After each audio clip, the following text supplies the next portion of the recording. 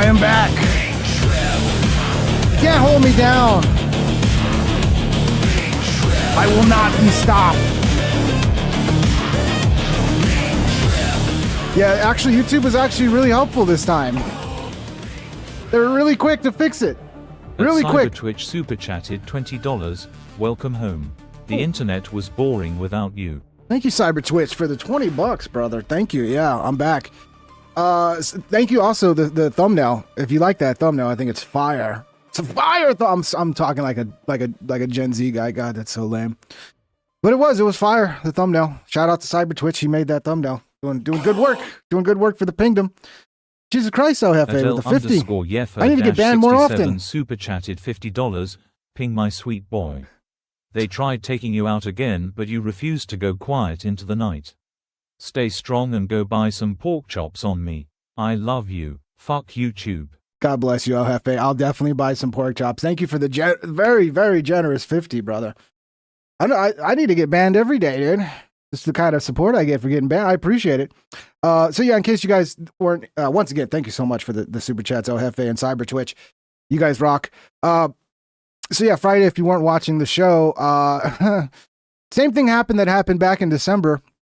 And I knew it was going to happen. I don't know if you guys saw it or if it got nuked, but like I literally said I shouldn't play this clip because I'm probably going to get popped. And then I did this whole spiel for the algorithm. I was like, I do not have any guns algorithm. This is a video on demand that's live on YouTube. I am not. And I still got popped right there. So yeah, essentially the algorithm, the AI auto moderation is very jumpy and makes a lot of mistakes when you're live and you're reacting to a video of somebody having a pew pew, which I did. And again, I got hit, but credit to YouTube. They were a lot faster to quick to fix this time. They actually fixed it Saturday night, but at that point I was like, I'm just taking a couple of days off. I had a lot of, because of the marathon streaming I did the previous week, I had a lot of shit to do. So I was like, all right, I'm just going to take some time off and get shit done. But yeah, they were really quick to fix it. Last time they gaslit me and were like, even after, because I'm lucky to have access to creator support chat or whatever, to chat to an actual human. If I didn't have that, it probably would have never been fixed. But fortunately, I have access to that. And yeah, they fixed it pretty damn quick. Last time they gaslit me, even after the creator chat, they emailed me like, well, this is confirmed and we're upholding it. And then like the next day, they just quietly removed the ban and were like, and then said nothing. So at least this time it was immediate. Like they just fixed it right away. 69 super chatted $19.99. Welcome back, bro. This is Spocko, by the way. Well, what's up, Spocko? You got a brand new name? What's the name? Quasimodo? Is that what it said? Quasimodo? Quasimofo 69. Okay, I'll try to remember that, Spocko. Did you get banned, Spocko? Did you get banned from your other account? We can't lose you, Spocko. You're one of the best supporters, brother. But our fan of the show, Legend, made this nice little summary of what happened. Shout out to Cyber Twitch. So yeah, we'll get right to that. Let's do this little summary. So he did.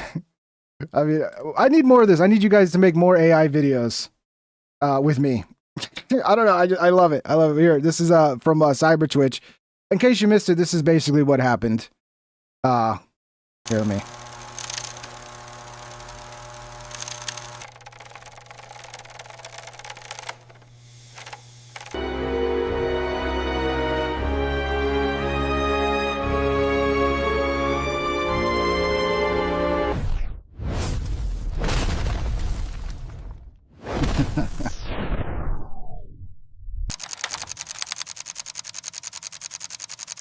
I love this part because that literally was my crime, looking upon the wrong painting. Well, I mean, what can you do, man? This AI, it fucks up, you know? It fucks up. At least I had a human fix it.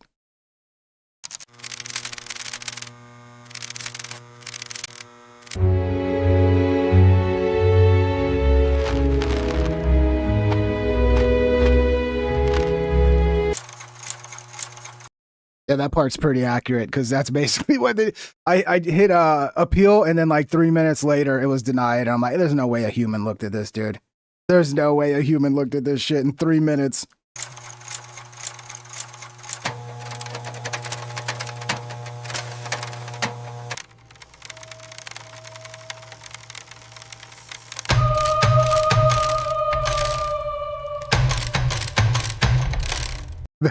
the human in the loop is it's a skull.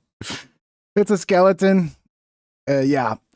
You know, in real life, I did actually reach the human in the loop and get it fixed. Thank God. Yeah, I don't know. My computer's going slow, man. Come on, computer. Jesus, I guess I got too many tabs today, boys. I got too many tabs.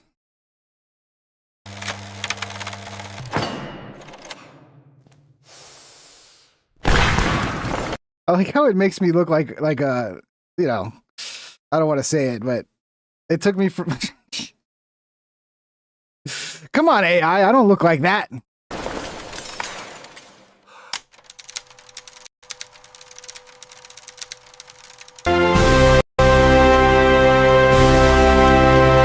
Yeah, if it would play without all the skipping. Yeah, that actually looks like me. I like how it's got my headphones on. It's pretty close. It's pretty accurate. The headphone recreation. I like it. Yeah. I don't know, something about me as Caesar, you know, it fucking hits home, man. I love it. Thank you. Thank you very much, Cyber Twitch. You the man. You the man. The price of oil, boys. The price of oil. Everybody was this weekend like, oh, it's dropping. The panicans. It's going back down. Oh, Trump's amazing. Trump's amazing. Let's see. Is it going down? Oh, look, 6 months.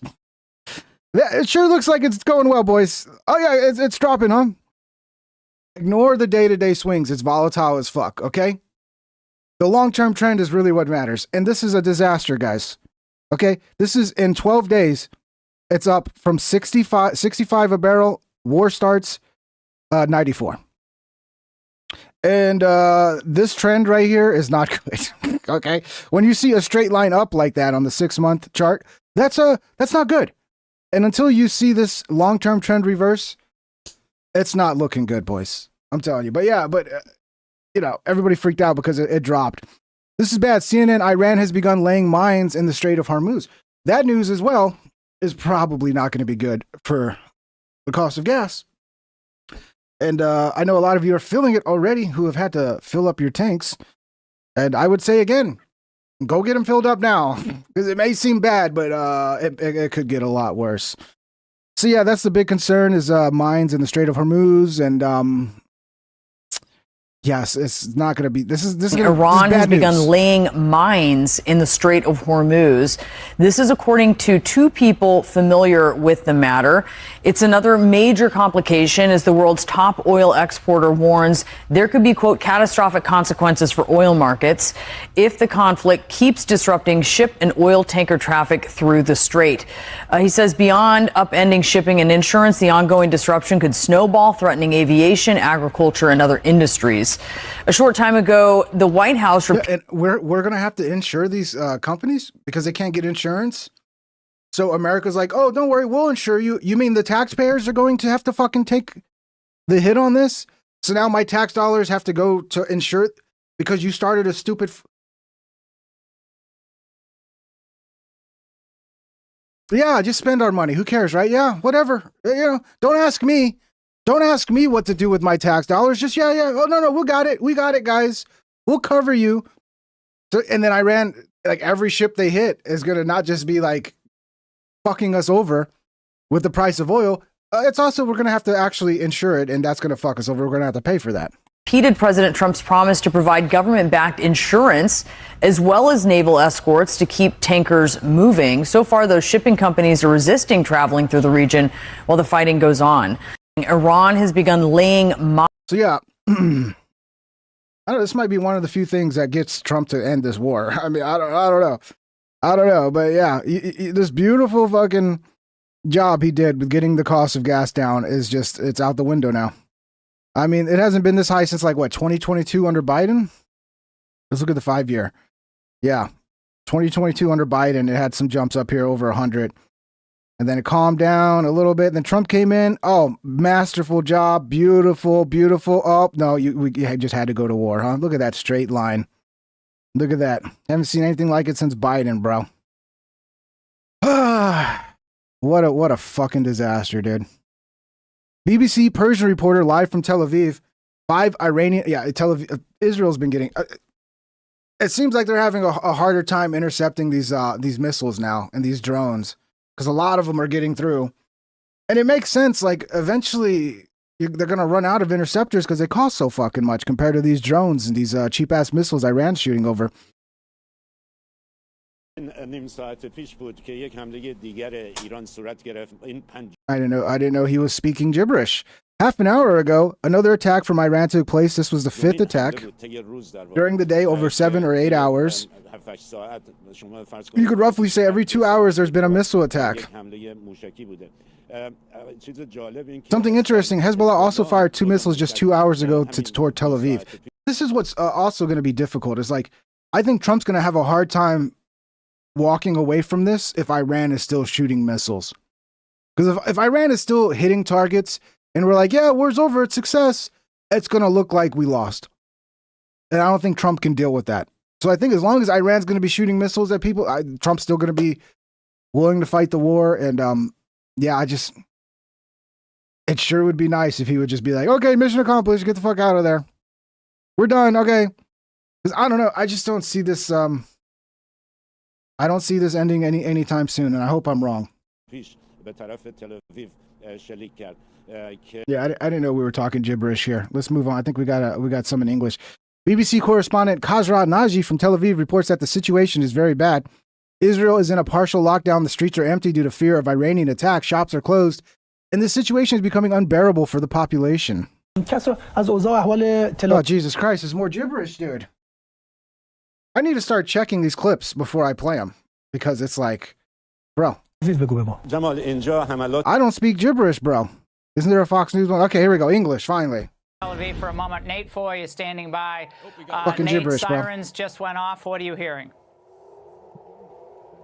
So yeah, Tel Aviv is under ballistic missile fire right now. If we can, we have to be careful with landmarks, but if we can, I'd like to show some of the outgoing interceptors in the air. They're going into the distance. You can't quite see them as well as you could just moments ago as you hear the sirens turn off right now. But what I can tell you is that they were going off for several minutes. Tel Aviv has come under fire several times. The air defense has been remarkably strong, but... Yeah, I know he said 4 to 6 weeks Mikey's back with me, and I hope he's right. But I've heard this before. This is the exact same thing they've said for every forever war. So excuse me if I'm a little... I don't know, if I doubt that it's actually only going to be 4 to 6 weeks, okay? The IDF, as I just shared in the prior report, says that half of these missiles are the cluster munitions that are really difficult to defend against, even with Israel's phenomenal air defense, 4 layers of the Arrow 2 and 3, the David Sling, as well as the Iron Dome. So we haven't heard anything yet. I just saw an interception over here to my left.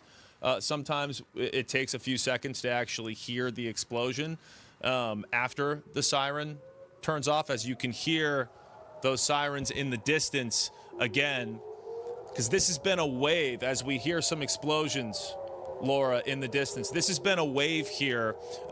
Right before our first report on your show, I mentioned as we hear several explosions now, we heard of incoming Iranian ballistic missile fire into central Israel. Then there was a second wave into southern Israel, now Tel Aviv. So this appears to be quite a sizable wave coming from Iran. We heard the president and several U.S. officials say that the regime's ballistic missile capabilities are only 10% of what they were at the beginning of this war. But 10%, bro. 10%. And the amount of money that has been spent shooting these it's ungodly, bro. It's like, it's not sustainable.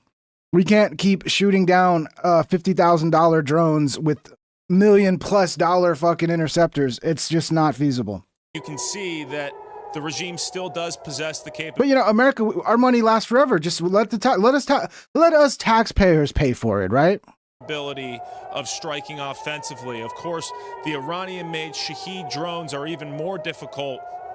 This right now is a ballistic missile. I don't know, North Bear, did they pay me when I was against this before, or did I just all of a sudden become against? I've always been against forever wars. No one has to pay me to be against more fucking war. That's why I voted for the no new wars president. But I'm supposed to just throw all of my logic and experience. I'm supposed to throw all that out the window because what? Because I'm supposed to be a good little cheerleader for Trump? Nah, you could be a cheerleader, bro. Trump can suck my dick. He can suck my dick all night long. I don't give a fuck, dude. He's completely betrayed us, dude. This was not supposed to fucking be what our focus was on the second. He's completely gone full neocon, adopted the whole fucking strategy of the neocons, and then the Trump supporters like, oh, you're a panicking, you're not loyal, you're not the bro. I voted to avoid this. This was the vote to avoid this, and you fucking went against what you knew your supporters wanted. And you started listening to retards like Lindsey Graham and Marco Rubio and Jared fucking Kushner. There's a clip too where basically Trump lays it out there. Like, oh, it's basically Jared Kushner behind most of this shit. Old Kushner. I thought he was going to go away. I guess not. Should have known better. Threat.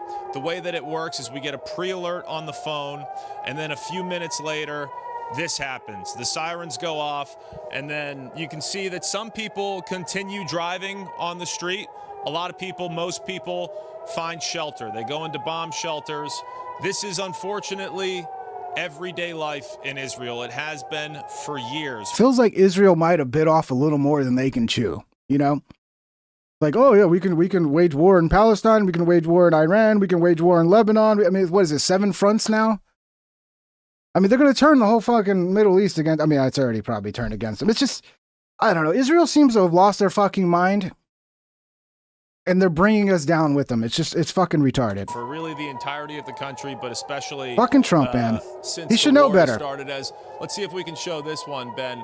We'll avoid any landmarks here, but you can see some outgoing, and right behind me, wow, we got quite a few in the center of Tel Aviv. This is quite a sight to behold. You can see the interceptor missiles defending the city and all of the residents below from an Iranian ballistic missile wave. Guys, We'll wait to hear any explosions.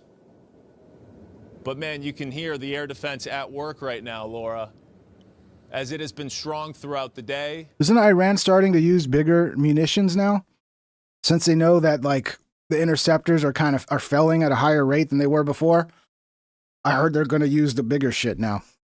Again, these cluster We're winning, boys. This is what it looks like when you're winning. Munitions pose a different kind of challenge because they break up into several different bomblets, and they're more difficult to intercept. But we haven't heard anything that indicates a direct hit. We did just hear an interception, several interceptions. So that is the latest from where we are right now, Laura. We'll send it back to you.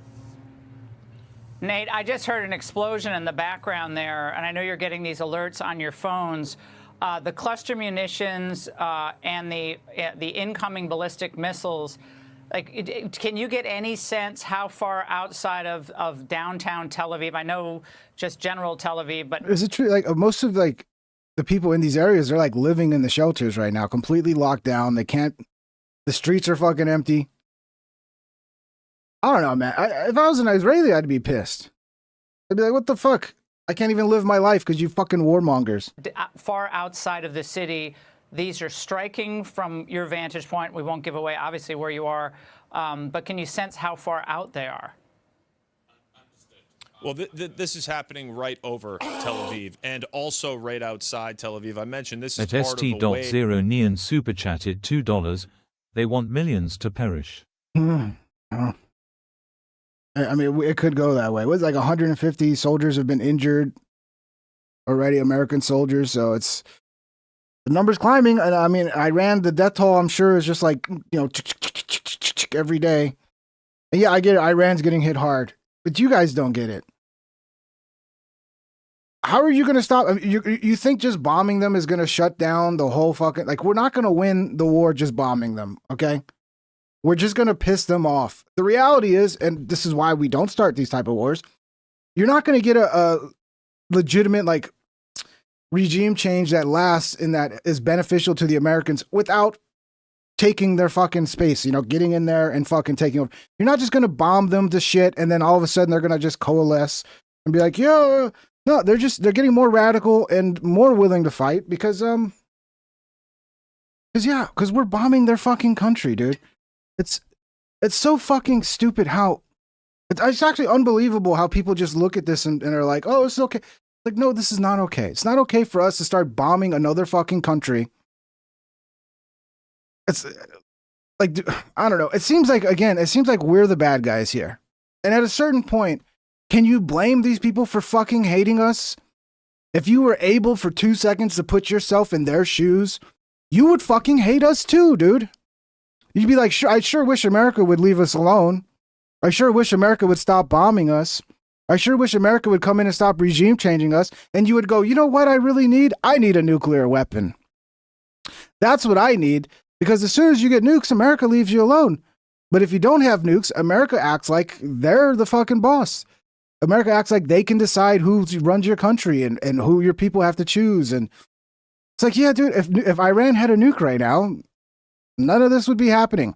I wonder why Iran wants nukes. I wonder why. Do you think this is going to make Iran want nukes more or less? No, this is going to make them want more. They're going to want nukes even more than they did before to stop something from this, like something like this happening again. And it's like, oh, but they're so terrible if they get... No, they want to get nukes because we keep fucking with them. And every country wants nukes, dude. If you're a country, you want nukes because that's your guarantee that, like, no one's going to fuck with me. This shit that's happening right now isn't going to happen to me. Where central Israel was the first target, then southern Israel, now Tel Aviv. And as you just saw, I'm not sure if we actually showed you with North Baird, when are you signing up to go fight? Go fight, North Baird. You're for war. You should be going and fighting the war, North Baird. If you're for it, great. Get out there and go fight, bro. Go sign up. Interceptors were fired. Hopefully when we start dropping, parachuting people into Iran, so they can die, you can join them. And, go put your money where your mouth is, bro. Off directly behind me. See, me, I've always been against wars, except in early 2003 when I was a dumb kid. And then I learned my lesson, and with experience, I went, oh, this is bullshit. Oh, this is not worth the fucking suffering that we cause, the amount of economic issues we cause by doing this shit. So, yeah, I actually am standing by how I felt for 20 fucking plus years now. And just because it's Trump I'm not going to just change that, okay? And Trump is fucking up here. He's listening to fucking retards. He's listening to warmongers. He's not listening to America First types. He's listening to neocons. And then you guys are like just cheerleading it. Okay, great. Have fun. Have fun. The heart. But go fight. You should definitely be signing up to go fight. Of Tel Aviv. So this is happening, over the city. That's where the interceptors go off. I can't tell you exactly where they intercept with the incoming ballistic missile fire, but you can hear those explosions as they continue in the distance pretty close to where, all these people live. This is the second largest city in Israel. Well, Nate, what's unbelievable is that people are just driving on the roads. As you said, they've gotten used to this. And it's in the middle of the night, obviously, so it's 1:15 in the morning. But Israelis have gotten like the one car I've seen on the highway, because like one car on the road. Used to war. And 2 cars. Dealing with these incoming attacks. They've already lost, as you've said, is 11 individuals in this in Operation Epic Fury, and it continues to be deadly, no doubt. Yeah. Talking to some people and obviously getting into a shelter is the smartest thing to do. It's the safest thing to do. But there's a lot of frustration and people act defiantly where they think to themselves, at least, they've told me, I've gone to the shelter enough times. I'm going to continue living my life. I was doing something important, and I'm not going to continuously allow, these conflicts to interrupt my life. So some people take that, path. But as I said, obviously the smarter thing to do is to get into a bomb shelter, which it's a risk. I mean, the likelihood is probably like less than 1% that well, I guess it depends where you're at. If you're like right next to a government building or something, probably a higher chance that you might be the target of that incoming rocket. But I guess people just get desensitized to it. They're like, oh, you know what? Fuck it. GOP Senator John Kennedy on why he felt it was important to apologize and acknowledge the truth about the bombing of a school in Minyab, Iran. It's looking like it was definitely us, and there's a lot of still like, oh, we're waiting for It sure, everything sure seems to be pointing towards that was us that hit that school. And some people are willing to admit it. Some people aren't yet. Though you actually talked to NBC News last night about that strike on the girls' school, and you said it was terrible. We made a mistake. I'm just so sorry that it happened. Why did you feel like it was important to say that? Because I think it's the truth. I mean, we're investigating, but I'm not going to hide behind that. I think it was a terrible, terrible mistake. The investigation may prove me wrong. I hope so. The kids are still dead, but I think it was a horrible, horrible mistake. I wish it hadn't happened. I'm sorry it happened. Yeah, I can assure you it wasn't intentional. That's the sort of thing Russia does. We don't do that. I don't think it was intentional, but this is what happens when you start wars. This is what happens when you make the decision to start bombing people, humans, right? Sometimes you hit the wrong target and you take out a bunch of children. This is why you don't willy-dilly start a fucking war. I don't know. It's common fucking sense. And it's like, where were you guys the last 20 years? Like, did you not live through the same shit I lived through? Did you not learn the lesson that was such an easy lesson to learn? I'm the only one that learned it. I mean, obviously I'm not, but I don't get it. I think some people are just cheerleaders, man. They just want to cheerlead. And then, you can get the media sources that are going to push you to, feel good about your decision. Like, oh, we're winning. It's going to be so great. And the Middle East is going to be so much more peaceful now once we get rid of Iran. If we get rid of Iran, all the Middle East problems go away. It's like, dude, you realize you're being propagandized. And this is going to just make the Middle East more destabilized. If Iran completely falls, you're going to have a situation like with Libya, with Gaddafi, where you have this complete power vacuum. And what do you think is going to fill it? You think it's going to be moderates, reformists? No, it's going to be fucking more diehard jihadist style Muslims, even more radical than the last ones. We'll see, though. I hope you guys are right. But history tends to point to this is not going to be good long run. But I mean, let's just do like we did in Afghanistan again. Let's fight for 20 years against the Taliban just to hand it right back to the fucking Taliban. Like, well, how do you not see this at this point? I don't understand how people just can't see that this is just not the solution, man. It's not. I don't see any other possible explanation. And when you make a mistake, you ought to admit it. Most people. Yeah, Mikey, I don't trust any American media source. Good, because you shouldn't. It's just be the same as trusting an Iranian news source at this point. Like, it's mostly going to be propaganda. Yeah, it's Al Jazeera. I mean, I don't know how much I trust Al Jazeera, but I think it's a little bit of a neutral source. I mean, they got their fucking motives and shit to there's going to be some propaganda with every news source, but you got to kind of get outside of the American news if you want a true picture of what's going on. Understand no one's perfect, but I don't think our men and women who are fighting for us did it intentionally. I'll never believe that. Fair enough. So speaking of the men and women that are fighting for... Yeah, I don't think they did it intentionally. I think one of the reports is that like they're using old data. So like that school used to be a military barracks or something. And on the maps, it's still listed as a military. They thought they were hitting like, a military base when they were literally hitting the school. I think that was the target. They just had bad data as to what they were hitting. I don't know. That's one theory. Yeah, here's Trump talking about it. This guy's... President, you just suggested that Iran somehow got its hands on a tomahawk and bombed its own elementary school on the first day of the war. But you're the only person in your government. So you can slow down the footage, and it appears to be a tomahawk, although there are people claiming that's not a tomahawk. The wings are 8 centimeters, blah, blah, blah, blah, blah. I don't know. It sure looks like a fucking tomahawk missile, and that's us if it's a tomahawk. But then Trump, still trying to deny it, even though his own fucking investigations are saying, yeah, it looks like it was us. President, you just suggested that Iran somehow got its hands on a tomahawk and bombed its own elementary school on the first day of the war. But you're the only person in your government saying this. Even your defense secretary wouldn't say that when he was asked, standing over your shoulder on your plane on Saturday. Why are you the only person saying this? Because I just don't know enough about it. I think it's something that I was told is under investigation. But tomahawks are used by others, as you know. Numerous other nations have tomahawks. They buy them from us. Are any of those other nations bombing Iran right now? I have to look it up. But I will certainly, whatever I'd say no off the top of my head. Shows, I'm willing to live with that report. Yeah. I wonder how Trump feels about that. When you talk about, remember Trump was saying, I don't think I'll go to heaven. Well, the reality is when you're president and you're ordering strikes on another country and the people die and innocent people die, like that blood's on your hands. The blood of those children is on Trump's hands, even though it was a mistake. And I'm sure he can rationalize it. It's like, well, it wasn't me. I didn't. You made the decision to start bombing another country and now a bunch of children are dead. And it's on your hands and you got to live with that. And I wonder how he feels about that.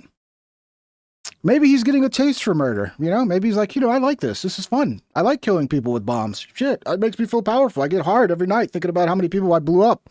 I don't know. Maybe he's getting off to it. I don't know, dude. I don't know, but this isn't the Trump I voted for. That's for fuck sure, dude. That's for fuck sure. And then we got this piece of shit. Ted Cruz says the United States should prepare for terrorist attacks from Iranian sleeper cells located in the country. Oh, I wonder why. Oh, they just hate us for our freedom, right? Let's bring that back. Oh, they hate us for our freedom. That's why they hate us. Yeah, I don't know. Maybe if we leave them the fuck alone in their countries and stop getting involved in all of their business, they wouldn't even think about us. But no, we're always involved in their business, blowing people up. And it's like, oh, I wonder why they hate us and do this shit, huh? Are you concerned about sleeper cells? There's been discussion of that. Look, the risk of terrorism right now is quite high. God, I hate this fucking guy. Just looking at his face makes me angry.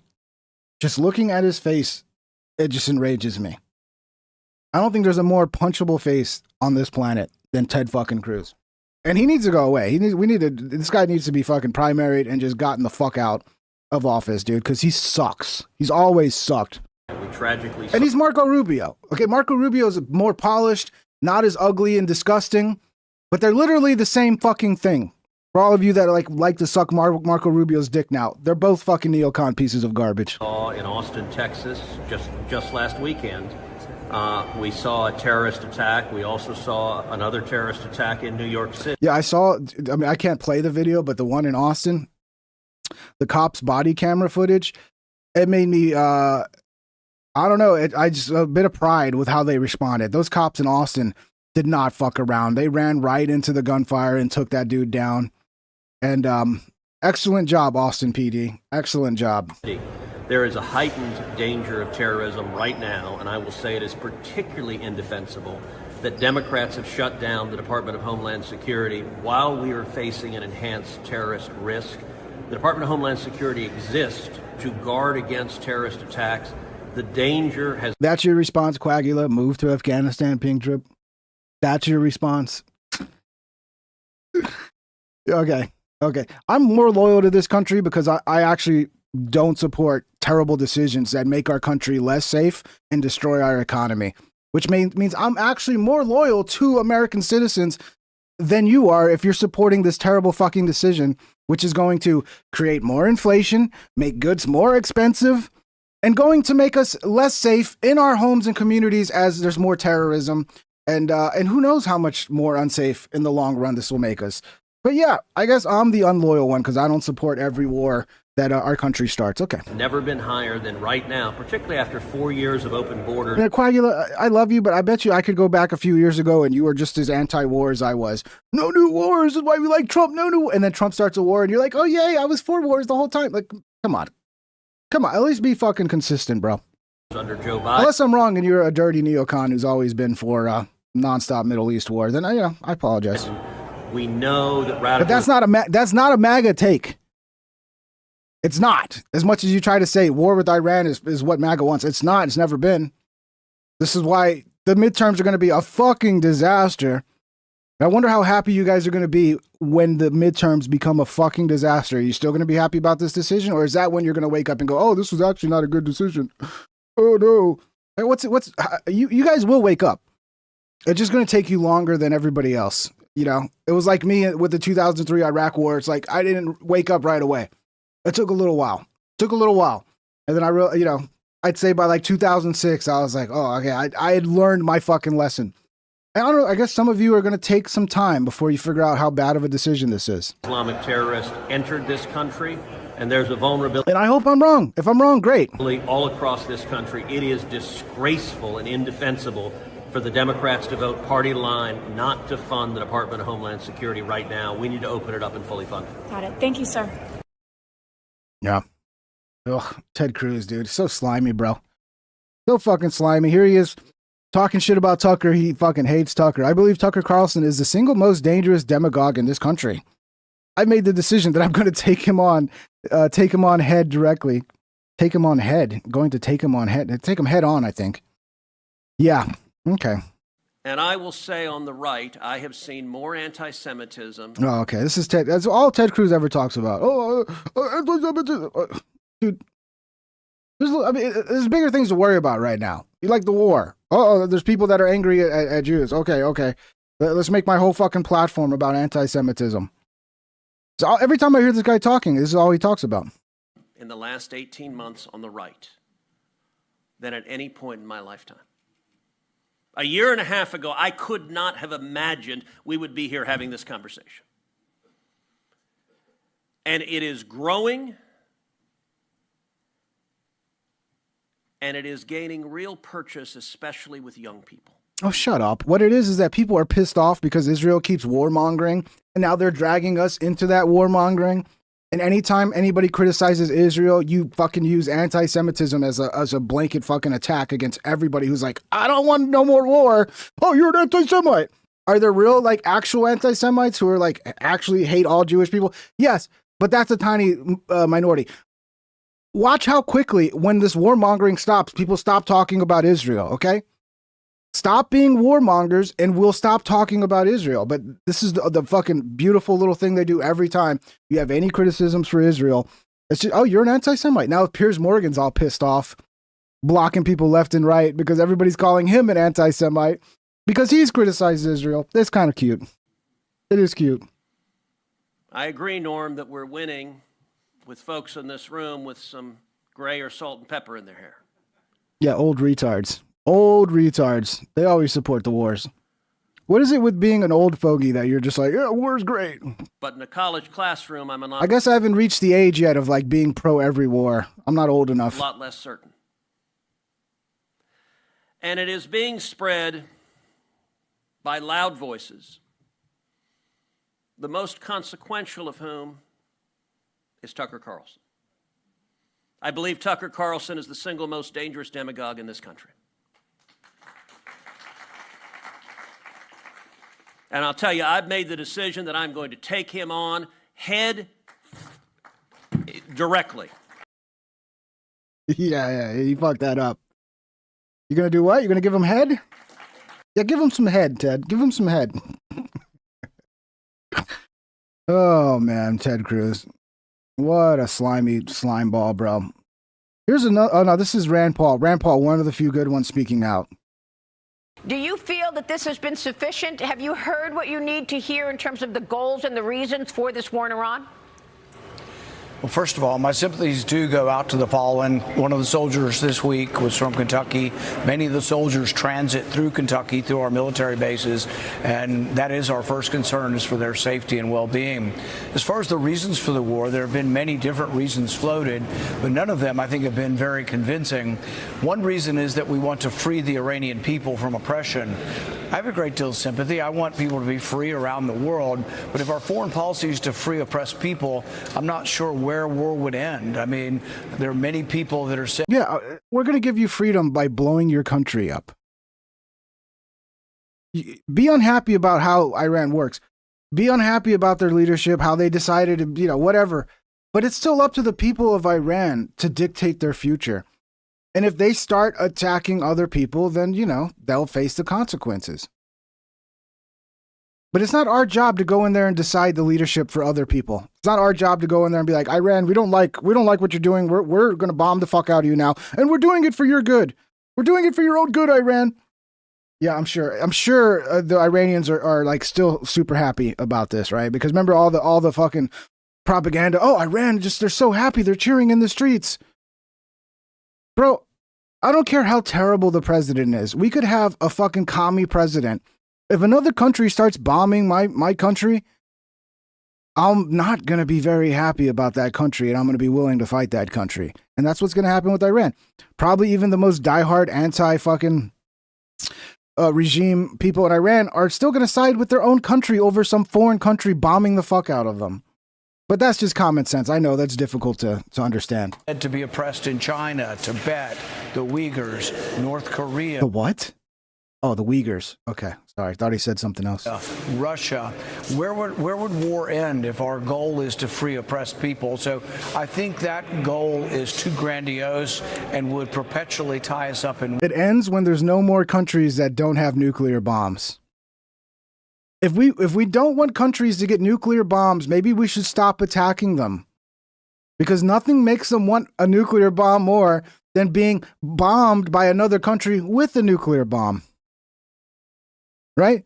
So all we're doing is making every small little country go, hey, fuck, we need to get our nuclear program going because this is what could happen if we don't have nukes. Look what's happening to Iran and look what happened with North Korea. All of a sudden we don't give a fuck about North Korea anymore because they got nukes. So this is not going to make war just tends to not make the world safer. I don't know if you guys know this, or maybe you live in your own little world where it's like, yeah, war is peace. That's some 1984 shit. War does not make the world more peaceful, okay? War. Another statement has been made, well, they're a week away from a nuclear weapon. You can take clips from the 90s all the way through the present of people arguing that they're a week away from nuclear weapons. This is true. Then there were arguments made where their ballistic missiles are almost able to reach the U.S. But then our intelligence countered that and said, really, they would be 6 months to a year if they made that attempt. We were also told their nuclear weapons were obliterated, and now we're told their nuclear weapons are just moments away from being a bomb. So I guess I don't think the arguments are valid, and I think war should be the last resort, not the first resort. A war of choice is not my choice. It's such a different... Remember Trump with North Korea? He went and actually met with Kim Jong-un. Remember when he crossed the fucking... the border from North Korea? He went into from South Korea to North Korea and shook his hand and like... How come? What happened to that Trump? What happened to the Trump that just threw everything out the window and go, you know what? We're all humans. Let's meet. Let's talk. And I want the best for your country. And let's. What happened to that? I think I know what it is. I think he's getting old, and he's more susceptible to these fucking neocons who are in his ear, kissing his ass, and they basically told him, "Hey, Iran is going to start attacking everybody. We have to attack them first, or they're going to just start bombing everybody." It's going to be bad. We have to preemptive strike. And he believed it. And I think he got sold a bunch of bullshit. I understand that, but I mean, these are such heavy subjects in terms of the potential for a nuclear bomb for a terrorist nation, the largest. Yeah, MMAKO TV. This is one thing I thought about too. Is like, why doesn't Iran have nukes yet? Like, you're telling me Iran isn't capable of having nukes? It's because what you said. MMAKO TV says. The Ayatollah had a fatwa against nuclear weapons, by the way. He said the use of nukes is forbidden. I mean, they have the ability. The only reason they don't have nukes is because they've decided not to have them. And I guarantee you that opinion is going to change really quick. You're the biggest supporter of terrorist proxies that we've seen. Should we really take that risk? Well, nobody wants them to have a nuclear weapon, but we were told their nuclear stockpile was obliterated. Right. Their program was completely destroyed 6 months ago, and now we're told maybe it's being resurrected and rejuvenated. So I think it's unclear what the actual truth of that is. Either it was obliterated or they're on the heels of doing it. But we know the arguments that they are moments away from a nuclear weapon have been used repeatedly for decades now. These are not new arguments. And so the question is, what are the limiting rules of engagement? When will we stop having war in the Middle East? Right. I really admired President Trump's rhetoric in both 2016, 2020, and 2024 against being involved in Middle East wars. My fear is that we get drug into a long process here and that chaos results. The order doesn't come from this. Chaos. Most of the wars we've been involved in the Middle East have led to chaos, not more stability. So what would have been, in your view, the proper response to a rogue nation repeatedly threatening Israel? Hey, MAGA supporters, keep attacking the MAGA people who have been on your side because we actually have a backbone and we stand up for what MAGA was supposed to fucking mean. You're fucking idiots, bro. You're going to destroy the whole movement because you're retards and you're attacking your own side for merely sticking to what they've always believed, which was no new wars. So keep it up, MAGA. I guess you guys don't want to win the midterms. It doesn't seem like you do. repeatedly threatening the United States with phrases like death to America while they are building nuclear armament. Yeah, I think no evidence that a nuclear weapon is being built or close to being built. They were enriching uranium, and they've been willing to negotiate over that for a long time. Now, there's a question of whether or not you can trust them, and most of your enemies you can trust only so far. But there were legitimate negotiations going on. There wasn't a resistance, actually, to negotiation. The negotiations in Oman actually were progressing, and there was a sign that Iran sensed their weakness and that this was an opportune time to obtain a negotiated settlement. Most people don't believe that ultimate, one of the things that's being said now is that we're going for unconditional surrender. That's what we went for with Japan. And of course, Japan had attacked us. We lost, 400,000 soldiers in World War II. And so we fought that to a conclusion of unconditional surrender. But it required 2 nuclear weapons. Are people prepared to have nuclear weapons demolish, 1 or 2 cities in Iran to get to unconditional surrender? Yeah. The other principle we have to ask is, can a country be liberated if they don't fight for their own liberty? There are many Iranians in exile saying, we've got to send American troops in there. And I wonder why they aren't there. I wonder why they aren't there fighting for their country. But liberty can't be won by other people. Liberty ultimately is won by the people who live there. Of course. And so I hope they will rise up. I hope they rise up. But I don't want to see American soldiers on the ground in Iran. There's a lot of people think it's going to end up being a bunch of different factions in Iran. They're going to be fighting. This is going to lead to a civil war type situation where a bunch of factions are going to fight over the control of the country. We'll see. I don't, to me, I'd be very surprised if this continues. We keep bombing the fuck out of Iran to the point where it's just completely destabilized. Yeah, it's going to lead to some sort of civil war within Iran. I mean, if it's kind of what the Americans want, this is their hope. So we don't have to send troops on the ground, that like Iranians will rise up and take their government back. Okay, yeah, let's see what happens. Oh, Lindsey Graham, what a piece of shit.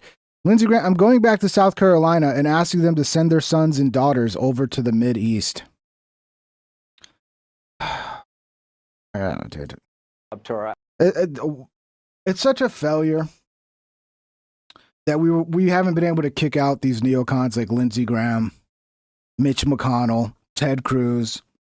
Not only did we not kick them out, we've allowed them to fucking worm their way into MAGA and basically be the fucking decision makers within MAGA. It's such a failure because MAGA was about getting rid of these fuckheads and rebuilding the Republican Party in this new America First image. And, well, we failed. Neocons are running MAGA now. Our allies step up, get our air bases out of Spain. They're not reliable. Move all those airplanes to a country that would let us use them when we're threatened by a regime like Iran. To our friends in Spain, man, you have lost your way. I don't want to do business with you anymore. I want our air bases out of Spain into a country that will let us use them. To our Arab friends, I've tried to help you construct a new Mideast. You need to up your game here. I can't go to South Carolina and say we're fighting and you won't publicly fight. What you're doing behind the scenes, that has to stop. The double dealing of the Arab world when it comes to this stuff needs to end.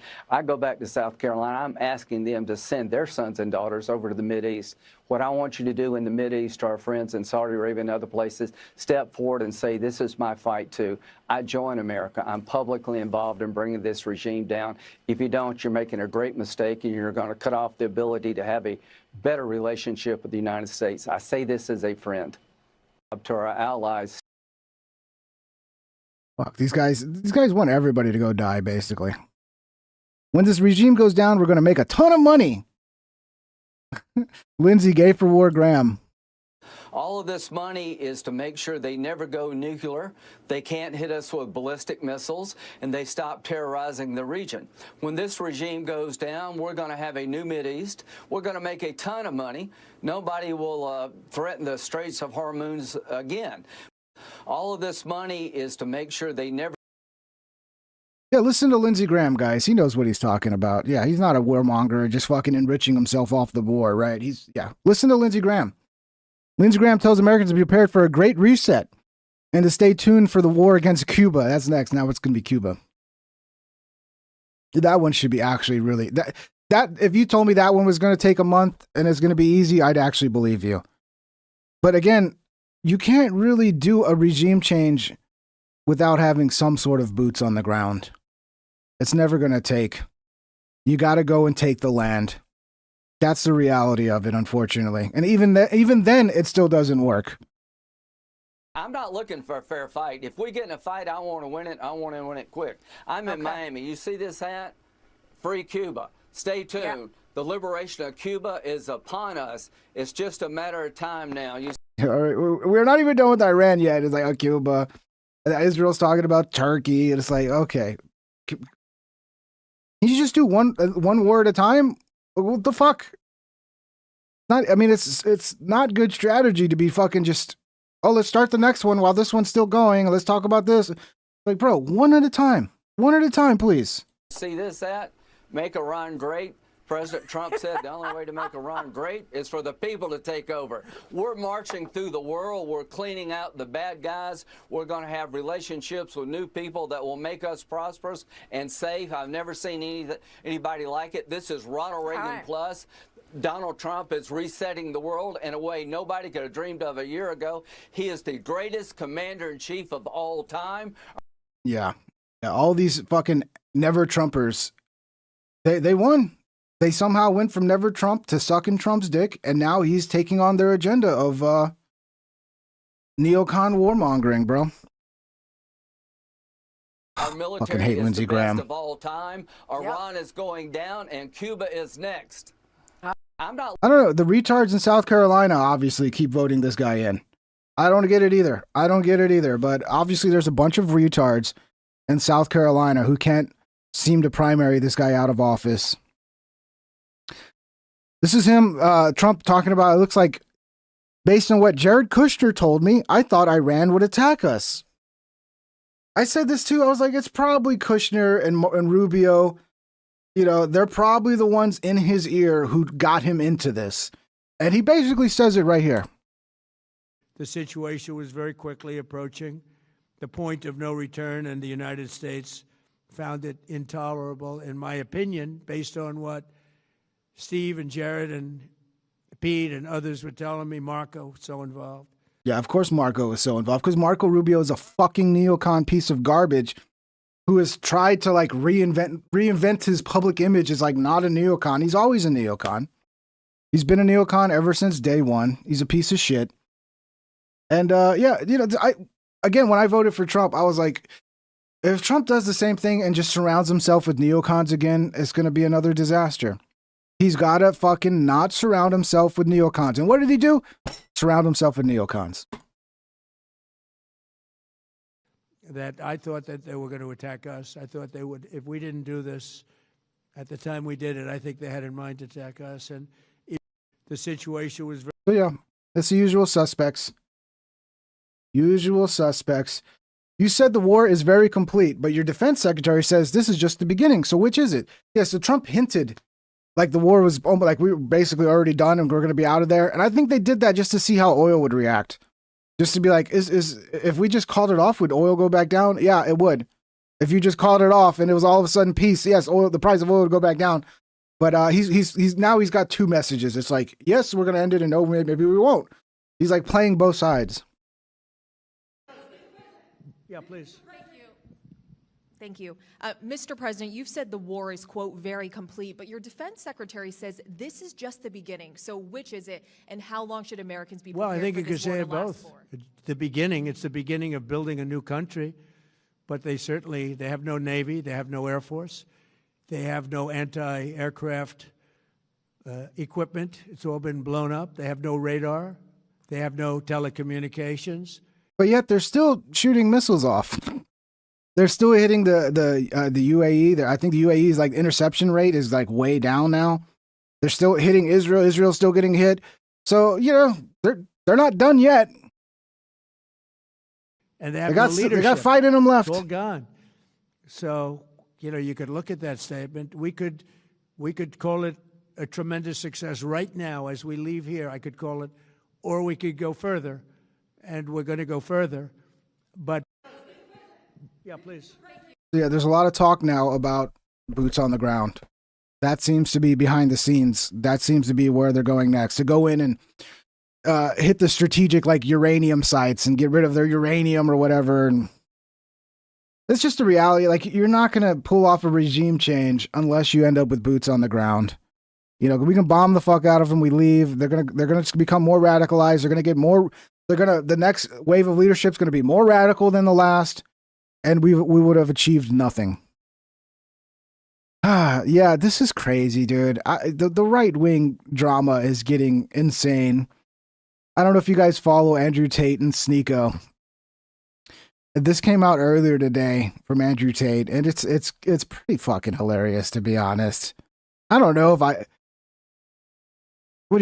don't know whether to believe this or not, or if Andrew Tate is just taking shots at Sneeko, but I don't know, man. The right wing's getting kind of gay lately.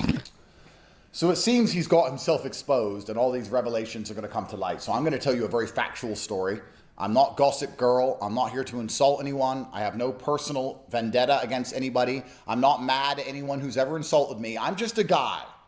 And I'm just here to tell the version of the story as I lived it. I'm just here to tell the truth. That's it. I'm just going to tell you some facts. A few years ago, there was a streamer, I think everybody knows who I'm talking about, who was obsessed with me. If I got a girl's number on Fresh and Fit, he tried to do the same thing.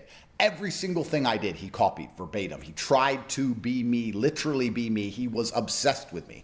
And I thought he just wanted to be famous, and that turned out to be a homosexual obsession. He's talking about Sneeko. Apparently, according to Andrew Tate, Sneeko has been trying to fuck Andrew Tate. He came to Romania with two what is people going who on, I respect very much, Myron and Fresh, great guys. They managed to... I'll be honest, I do get a little bit of a gay vibe from Andrew Tate, so it kind of makes it believable. People have always been saying that Andrew Tate's pretty gay. Of course, there's nothing wrong with being gay. I don't know if it's just his European-ish, you know, I don't know what it is, but you get kind of a vibe of... You get a certain vibe from old Tatey. Convinced me to allow him to come. He came there and started acting really fruity and really weird.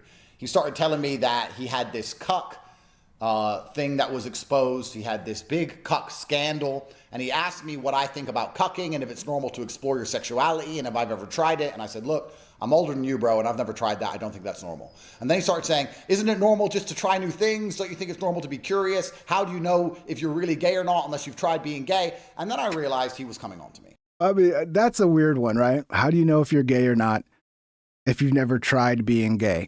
Okay, so that tells me men are making you boing. That's how you know. You know, like when you're watching a movie and there's like a scene with this sexy chick and you're a young kid and, you know, things happen real easy when you're in your teens and you're watching some movie and you get a little boing. That tells you right away, oh, okay, I like women. And if that happens when a dude comes on, so that tells me that must have happened to Sneeko. And then he was like, oh, maybe I need to try this. And I don't know, but I've never had that question of, oh, how do I know if I'm gay? Maybe I should go suck a dick and find out. No, that's repulsive. Okay? I know what gets my willy moving, and it ain't dick. So that's a little weird, Sneeko. And if you're gay, just be gay, bro. Just be gay. Own it. And when I realized he was coming on to me, I thought the best thing I can do is just not talk to him anymore. Because I don't like this Gossip Girl stuff. I don't want to be a drama merchant like he is. My brand isn't sitting online and constantly insulting other people like his is. So I thought, let me just cut him off. He's obsessed with me. He's a bit weird. I don't want to ruin the guy's career. Let me just go his own separate way. Since then, he has mentioned me every single day in every single stream he does. This is like Fatal Attraction, bro. We need to make a new Fatal Attraction with Sneeko and fucking Andrew Tate. That'd be funny. Or a gambling t-shirt. Someone needs to do that. Go into AI right now. We need a Fatal Attraction trailer. Fatal Attraction 2 with Andrew Tate and Sneeko.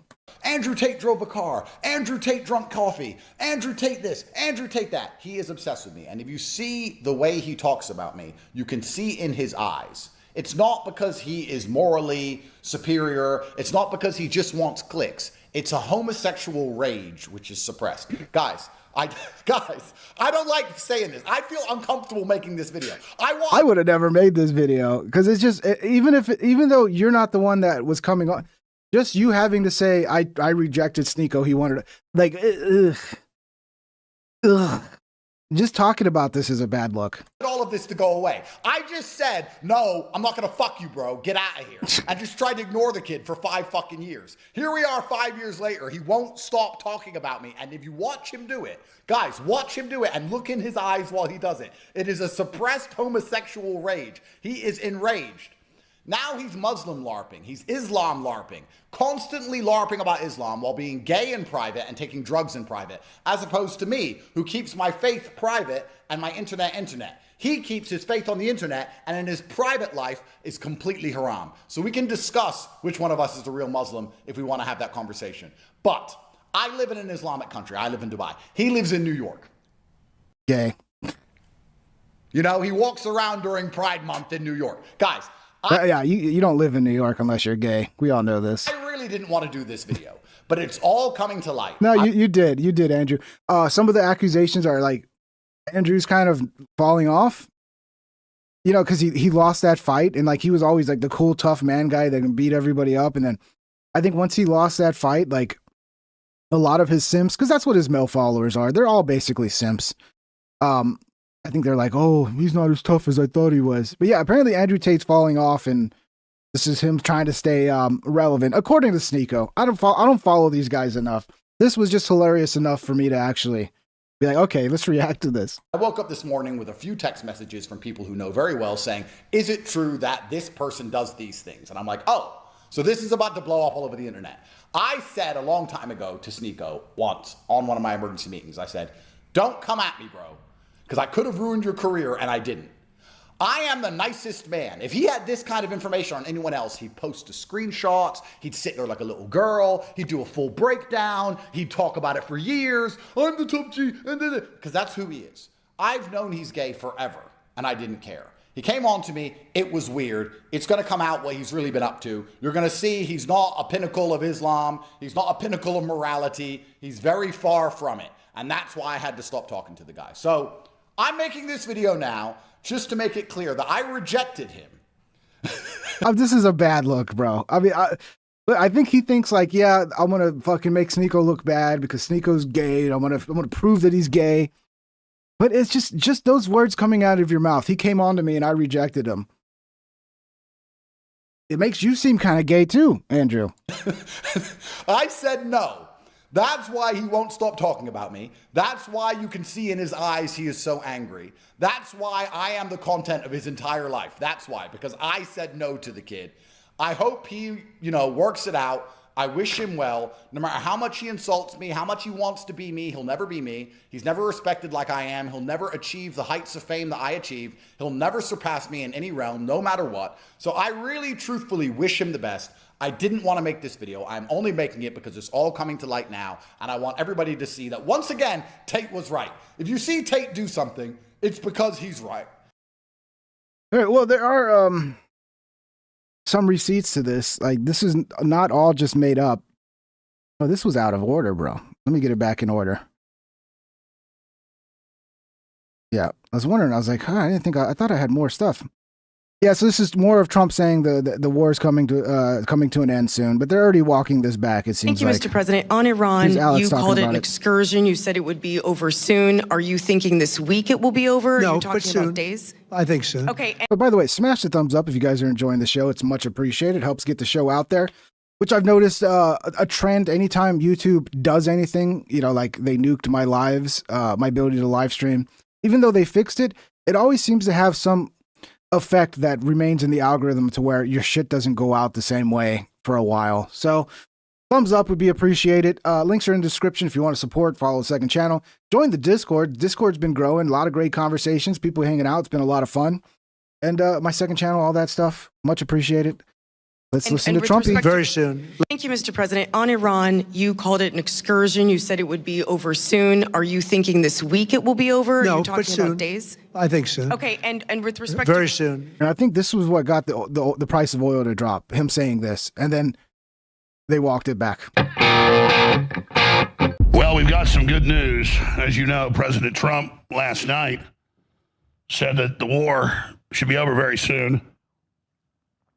He said the main mission has been concluded. Of course, the real mission was to topple the Ayatollahs. And the majority of folks at the Pentagon told him that it probably wasn't going to work. But he listened to Lindsey Graham. He listened to the Saudis. He listened to Netanyahu. It's all admitted now. They're all talking about it. And Graham told the Wall Street Journal and also some on TV bragging about it like he's the president. He was talking to foreign countries like, you do this, I'll get you this. We will do this. Saudi Arabia, you need to attack it too, and then I'll give you a defense treaty. He thinks he's the president. And the way he is on foreign policy, it's disgusting. But side issue. I heard Netanyahu was in hiding. Like, he's not even in Israel. He's like, they're trying to take out Netanyahu, and he's in hiding. So, okay. Lindsey Graham's up there saying, I just kept going to Trump and playing the word game of, does it sound like something Teddy Roosevelt would do to tell the Iranians to rise up and then not help them? I don't know what you'll be remembered as, like Trump's 5 years old or something. He's getting old, man. I don't think if this was the 2016 version of Trump, I don't think it would have worked on him. But I think I don't know what's going on. Maybe the assassination attempts got him a little scared. You know, maybe there's some shit behind the scenes that were like, you know, that was us. We came close, didn't we, Mr. President? It's like, okay, yeah. Right, maybe you should listen to. I don't know, but this flip is fucking insane to me, dude. Because he was the greatest fucking no new war president. Like, he meant it when he said it, and he proved it in his first term. And then now this flip, it's just, it doesn't fucking make sense. Trump is so weird. He's really sophisticated in ways, but the cliches you hear about him being almost toddler-like at times, it's just weird. And he loves having his ass kissed. And Trump has kissed my ass. I mean, and I'm just like, sir, please stop. I mean, this is getting pretty gay. Sir, please stop kissing my ass. Was Andrew Tate and Sneeko there as well? Can I talk about policy with you, please? Let me talk to your wife and tell her how great. You got a real man. He's a real man. He's like John Wayne, but the real thing. I mean, I'm trying to put Trump down. I'm like, what is this? Sir, there are globalist spies in the White House. And finally, after I've been me telling him over and over again, they found out it was a big scandal, kicked him out, and they had 60-minute shows with Fiona Hill and McMaster. Alex Jones was mean, and he sicked his people on us, and the Congress goes to Fiona Hill. Do you know what? Are you a globalist? She goes, I don't even know what that is. Alex Jones, and then meanwhile, she's the editor of theglobalist.com and on the board of the Open Society of Soros. And I didn't tell that story about Trump to like name drop. I'm telling you because I know. And if I wanted to sit there and just salivate all over him and he'd salivate all over me, and look, it's endearing. Okay, he does love the country. He's very smart, sophisticated in many ways. And, you know, they catch him, you know, on candid camera talking crap about people. You know, he sounds like Yosemite Sam stomping around cussing. And he has great energy and he is a bull and, you know, he has amazing courage. But he has blind spots, folks. And look, I've got blind spots in areas of my life. Like, I would know how to run businesses like him and real estate and get the best deals. And I'm not that good at that stuff. But when it comes to politics and geopolitics and how the world works, I know what the hell I'm talking about. But a lot of people do. The problem is they're scared to tell him, because if you tell Trump what's really going on, bad guys are all around you, and they'll come and tell you, hey, your wife could get this job like $10 million a year. We really need a consultant. Or, hey, bad stuff. I mean, it's not going to be me. Some really bad stuff's going to happen. So I really think you ought to take this money. We don't want to hurt you. And you know, I got plenty of. How many of you are going to say no to that? If somebody offered me a job for $10 million a year just to shut me the fuck up, like, hey, Pink Trip, your show, you know, imagine I have a bigger show than I do. Obviously, this is silly at the level I'm at, but somebody came to me like, Pink Trip, we don't like what you're talking about. It's kind of you're causing problems for the administration. We got a $10 million a year job here with this oil company. You just got to sit on the board and collect that paycheck. You know, if maybe you just stop doing your show, you could take that. Who's going to, I mean, that'd be so fucking hard to turn down. This is probably why everybody gets corrupted, because everybody has a fucking price, me included. So how do you fix the country when that's the case? Everybody's got a price. I don't know, man. I'm sure not everybody, but I'd say 99.9999% of people out there have a price. It might be more for some people than others. 10 million a year is a pretty good price. That oh, you mean I'm just set for life? I don't have to worry about money anymore. I can take care of all of my family for generations. Okay. That. I guess I'll shut up. It was up to $50 million a year they wanted to give me, just to me, to shut up and come work for them. And they literally wanted me to be Darth Vader.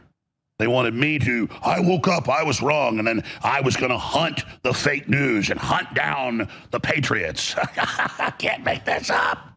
I'm like, not only, it'd be one thing, here's 50 million disappear. I wouldn't do that anyways, but I would kind of halfway think, because I'm sick of this. But no, and you're going to hunt down the Jedi. See, but here's Alex already makes a lot of money, right?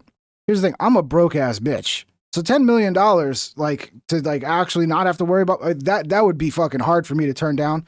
Alex can make millions. Well, I don't know if he can anymore. He can make a good living, even with the lawsuits and all that. And I heard next month, InfoWars is officially going to close on 4/15 next month. So looks like it's going to be the Alex Jones network. No, not going to happen. We'll be right back, ladies and gentlemen. I am Alexander Emmerich Jones, coming to you from deep in the heart of Texas, broadcasting something wrong. Himself, he will course correct very quickly if he can actually see the results of it. It's hard to get him to listen before he's made a mistake, but after, he'll pull back very quickly. And he is now, and it's come out as I told you a few days ago, first, he is pissed off at Netanyahu, pissed off at the neocons, pissed off at the head of CENTCOM and others that basically gave him the advice that, they'll fall in 4 days. We're like 95% sure, sir. And Lindsey Graham's been bragging to the Wall Street Journal and on Fox that he's the guy that Biden Trump's here every day and said, you told the Iranians you were coming to the raid. You're not going to lie, are you? Teddy Roosevelt wouldn't do that. So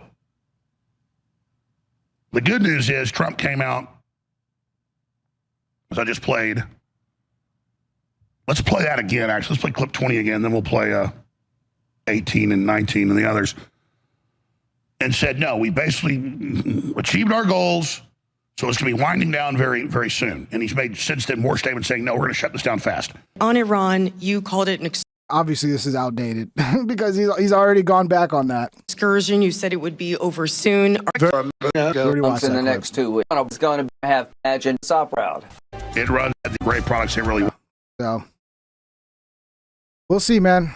I mean, in 2 to 4 weeks or whatever, 6 weeks, whatever the deadline is, if Iran is still shooting fucking missiles off, do you think they're going to be like, okay, we won?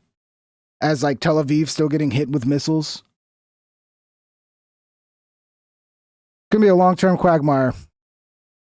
Yeah, here's Sneeko responding to Andrew Tate. I figure I'd let Sneeko respond. Let's hear from Sneeko. I know what he's going to bring up. I already know what the tactic is to be. These people are easy. It's going to bring up that one time I tried to fuck him. To read. I didn't want to address it on stream. I'm going to address it before it happens. Maybe people will clip it up. What he's going to do, he's going to bring up clips from a podcast from like 5-6 years ago where I was a stand-up comedian at the time, and we were joking, and on streams joking about like, oh, have you ever thought about being gay? Yeah, it's a joke. The other one... Sneeko was a stand-up comedian? I didn't know that. They're going to bring up, there's fake pictures going around where people pretend that there's these, like they say that you did gay porn. Most of those pictures are fake. The other ones, I was 17, and there are leaked photos that I sent to a girl that leaked online. They're fake. And people post that, and they've ran with this lie. The pictures that have circulated are not real. The other one, there's, and of course, I never wanted to talk about this stuff. It's embarrassing, but it got leaked, and then the person got arrested. It wasn't part of like this shoot or this magazine. This was private. You got to be careful sending dick pics to chicks. Okay, just honestly, just don't do it. Just don't do it, dude. Okay, no dick pics. Stuff, and it was posted. Rule number 1, guys: no dick pics. Don't do it. When I was 17. And that's circulated around. I already know what he's going to do. And then he's going to also show modeling pictures because I used to model high fashion for Burberry and Nike. That's what he's going to do. I guarantee you. And so he's going to bring this up and then try, oh, he's gay. But he's not going to talk about what my platform is used for this anti-war position, for not wanting to get my country to go and die for Israel while he lives in Romania. Talk, oh, Dubai, they're clout chasers. But this is what they have. It's character assassination. I already know what it's going to be. Guarantee you. But also, what he might even do is go further and talk about people in my personal life, which is... Well, I don't think he was right about it, because I don't think he anticipated Andrew Tate was going to say, you tried to fuck him. I wonder if Sneeko actually tried to F him, or Sneeko just, I got another clip of Sneeko saying the same thing he said to Tate, which is basically like, how do you know if you're gay, if you never tried it, or some shit like that. And then maybe, Andrew Tate took that as like, oh, he's trying to fuck me, when really he's just a retard who's a little gay and is trying to come to understand that everybody else doesn't have that same thinking of like, oh, how do I know if I'm gay if I've never tried it? Like, because you don't get sexually aroused by men. That's how you know. And if you are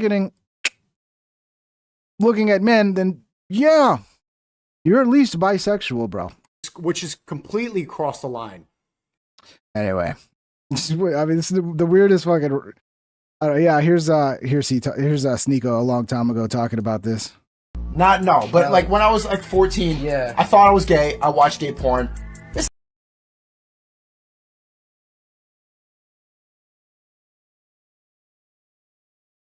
That's a litmus test right there. Can you even watch it? Because the moment it pops up on my screen, it's just like you start melting. I'm so straight. But no, he's just like, I just watched some gay porn. And your eyes didn't fall out of your fucking head? Okay, you're gay. It's not for me. It's not for me. I saw bro, I went to a gay nightclub with my gay friends. Like, I thought it was not for you, dude.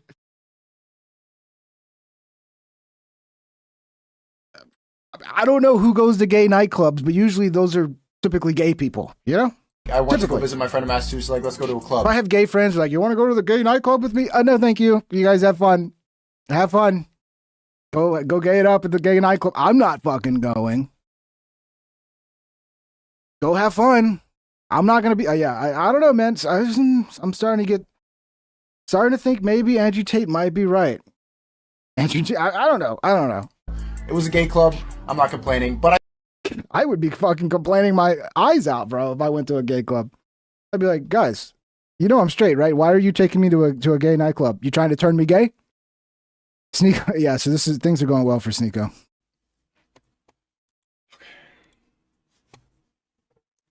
Ah! Poor guy. CNN, but it is clear that long after markets have formally closed that Trump, at least for now, does not have an intention of ramping the war down. In fact, CNN is learning this hour that the Trump administration is considering a highly complex and risky operation to retrieve Iran's known highly enriched uranium. So we're going to go further and decisively defeating the enemy, whatever it takes. But 3 hours ago, he told CBS News, quote, I think the war is very complete, pretty much.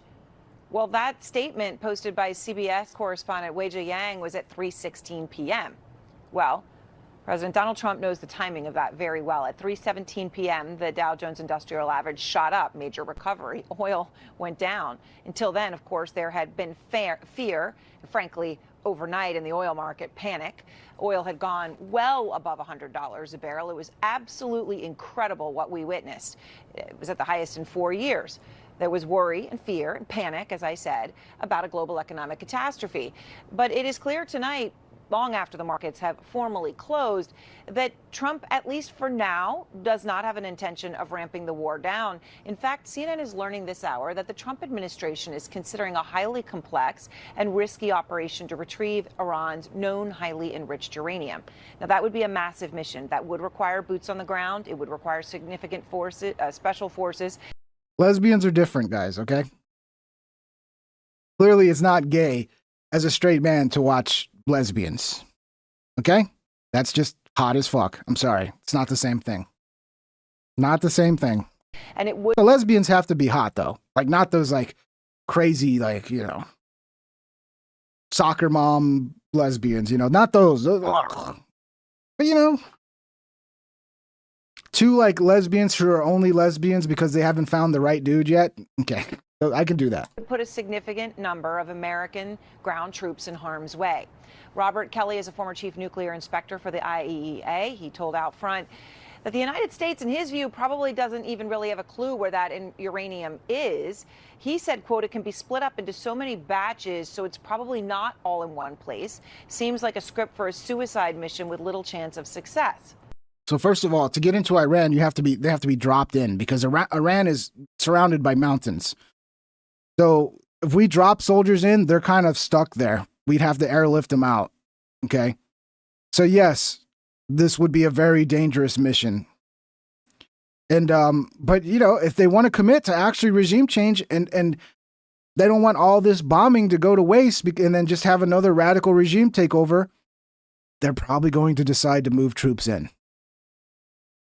I'm going to just predict it. I really feel like we will see boots on the ground and a very long drawn out conflict in Iran. That's my prediction. I hope I'm wrong.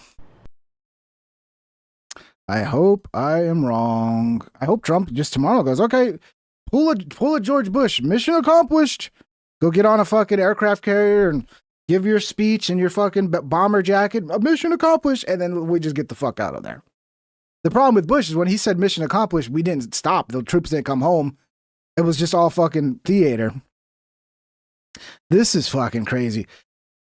So Jake Lang, who by the way got caught texting a 15-year-old, trying to get hooked. I mean, yeah, my initial instincts on Jake Lang look like they're being proven right, but who knows? Maybe that's all. Maybe it's all, you know, who knows? I don't know. But from what I've seen from the text messages, it looks like Jake Lang was like trying to have a 15-year-old wait till she was 16 so he could, you know, meet up with her after.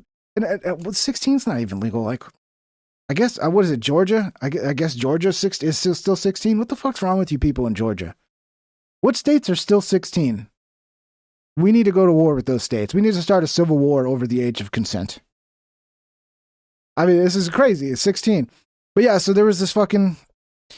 Jake Lang was out there doing one of his anti-Muslim protests, and these leftists were out here, obviously talking about, you know, inclusivity, yada, yada, yada. And while this leftist is giving this speech, a Muslim terrorist, literally throws a bomb over his head. I mean, it's terrible terrorism, but I mean, just, I don't know, just the irony of like, here's this guy, we're so inclusive, we want our Muslims, and then a Muslim terrorist is right behind him throwing a bomb over his head. I don't know, it's just funny. But yeah, dangerous as well, and scary. And they're very lucky, because that bomb was a type of bomb, I forgot the exact details, but it was a type of bomb that just an impact, like you throw it and it hits the ground, just the impact could set it off. And it would have been really, all these people would have probably either been dead or maimed, but they're just so lucky the bomb didn't go off. We were born and raised in New York, and we want everyone here to stay in New York. You don't get to come from outside. Everyone, really? Everyone? Every single one? And then tell everyone else. How about that guy? How about that guy? I don't think you want him, do you? Oh my Lord, this is a good still frame. This is what you guys want. This is what you want. You want to welcome everybody into the world. So yeah, all these people are super fucking lucky that that guy fucked up and the bomb didn't go off. And they're all just standing there. Oh, just stand here. Look at the bomb. Look at the bomb. Run. Motherfucker, run. Yeah, let me get right next to it and film it. We were born and raised One more in time. New York, and we want everyone here to stay in New York. You don't get to come from outside and then tell everyone else. I mean, the timing on it is so good. We want everyone to stay in here. Allah Akbar. Oh, yeah, maybe not him. Can we agree that he can go? Fucking crazy. Dude, I really can't wait to get like a self-driving car because I don't want to drive anymore.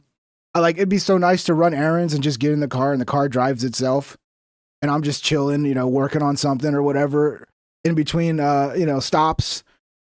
But this is kind of terrifying, bro. This is a Waymo in California that just seems to be malfunctioning. Oh, we have to turn left? Oh, God. I know. What the fuck? It's inching out. This is actually really scary. Oh my gosh, it's inching slowly. No, it's gonna go after this car. It's not. It better not, because... Oh my God. Oh my God. Holy shit. Oh my god, oh my god, oh my god, oh my god, oh my god! Oh my god! What the fuck is this car thinking, bro? Oh my god! It's just literally like rolling at 1 mile an hour in the middle of the fucking intersection. Oh my god! Oh my god! Oh my god! Sorry! Did you get that on video? Did you get that on video? Yes! Yeah, I'm sorry. I'll take my Muslim driver back. Can we bring the Muslim drivers back? Okay, I mean they may not be perfect, but they're better than this. Oh my god! Oh my god! Oh! Jesus fuck! The person's like praying for us. Oh my god! The person's like praying for us. Oh my god! Oh my god! Oh my god! Oh my Did you get that on video? Yes, I did! Oh my god! They survived, bro. That sketches me out. Because it's like, yeah, I know it's probably rare that it fucks up like that, but what do you do when it fucks up and it takes you on a death ride? Can you jump out of the car? Will the doors open, or are you just trapped in this fucking death ride, dude? At Rusty What's up, Shackle for Rusty? 6060 super chatted $5. You don't get to come from outside and tell. Oh, the sweet, sweet libtarded irony. Yeah, the guy did a follow-up video, and it was all about the white supremacist Jake Lang and blah, blah, blah. And it's like, dude, when are you guys going to fucking wake up? You support this. You're the open borders fucking side that anytime we try to get rid of anybody, you act like it's some fucking terrible, terrible thing. Well, it's like, well, these are some of the reasons why we want to get rid of these people. Okay? They're a drain on the fucking society. They're a drain on the economy. They're taking jobs away from Americans. They're fucking up the wages for Americans. And some of them will just throw a bomb at you. So yeah, and they shouldn't even be here in the first place, for fuck's sake. And we want to start wars with these people in their countries and then bring them over here. Yeah, that's a good move. Let's bomb somebody. Let's blow up their home, kill their family, and then let them into America. And they're going to be so loyal, right? They're going to be super loyal. Fucking shit, man. Yeah, here's Trump talking about, there's somebody asked Caroline Leavitt if Trump would bring back the draft. And she was like, well, we're not ruling anything out. Wow. She would get us into World War III. This is Trump talking about what Kamala was going to get us into.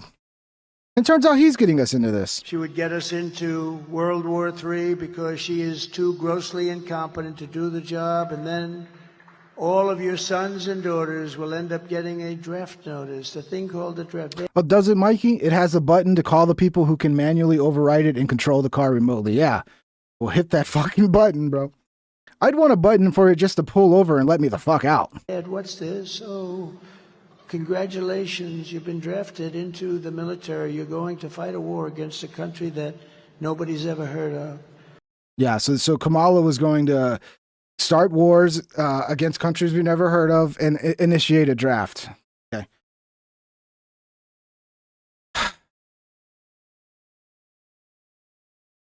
And now we got this from the Trump administration.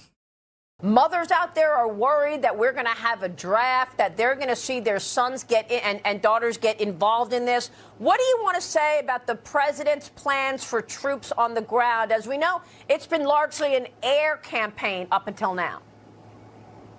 It has been, and it will continue to be. And President Trump wisely does not remove options off of the table. Remove that one, bro. That's an option that's okay to remove, especially if you want to win fucking midterms. People are already sussed out that you guys are becoming warmongers, and now you're like, well, we don't want to remove the option to have the draft. Yeah, because that's what people are going to vote for, right? They're going to vote for the side that has an open option to initiate a draft. At Rusty Shackleford 6060 super chatted $5. The problem with the left isn't just that they want to destroy their own cities, It's the demand to steal my state and Fed tax dollars to pay for it. Amen. I agree. There's a lot of problems with the left, Rusty. There's a lot of them. I could be here all day naming all of them. I know a lot of Thank you for the politicians 5, brother. like to do that quickly, but the president, as commander-in-chief, wants to continue to assess the success of this military operation. It's not part of the current plan right now, but the president, again, wisely keeps his options on the table. Mothers out. Yeah, that's an option you can remove. Okay, you need to come out and say, yeah, we're not going to do a draft.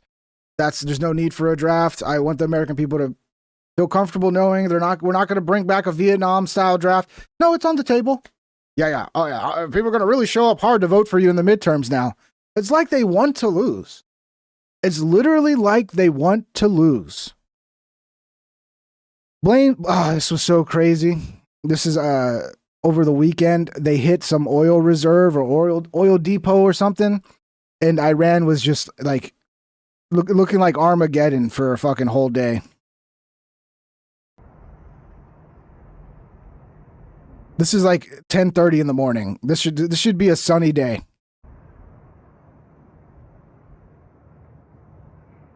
I want to show you something. And apparently Israel did it without our permission, and America was not happy that Israel did that. So there might be some. And then I didn't get a chance to really look into it, but there was like a Truth Social post that Trump put out there today where it seemed like he might have been talking some shit against Netanyahu, but I didn't really get to look because it was last minute.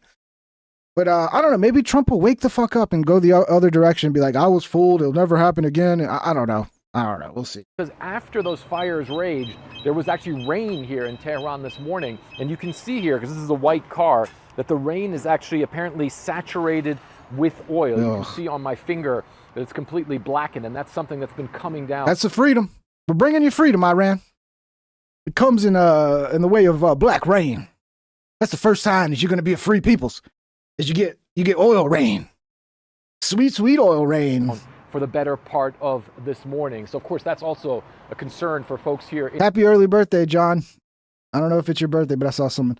I'm going to be 25 years old. Okay, John. Yeah, happy. Well, you got a ways away.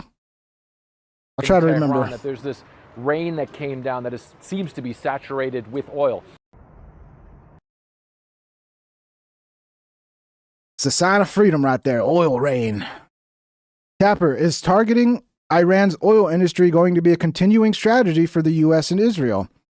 Chris Wright, yeah, and apparently Iran's been trying to hit oil fields in Saudi Arabia, and like, the longer this goes on, we're probably going to see more of this. Some of it might be Iran hitting oil fields in other countries. We might be hitting their oil fields.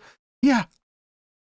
That little chart, that's straight up fucking the price of oil. That's, eesh.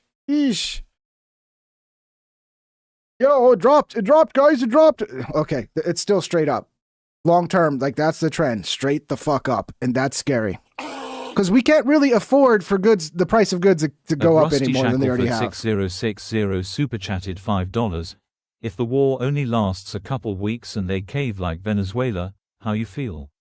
I wouldn't have voted for this, but I hope Trump's proves me wrong.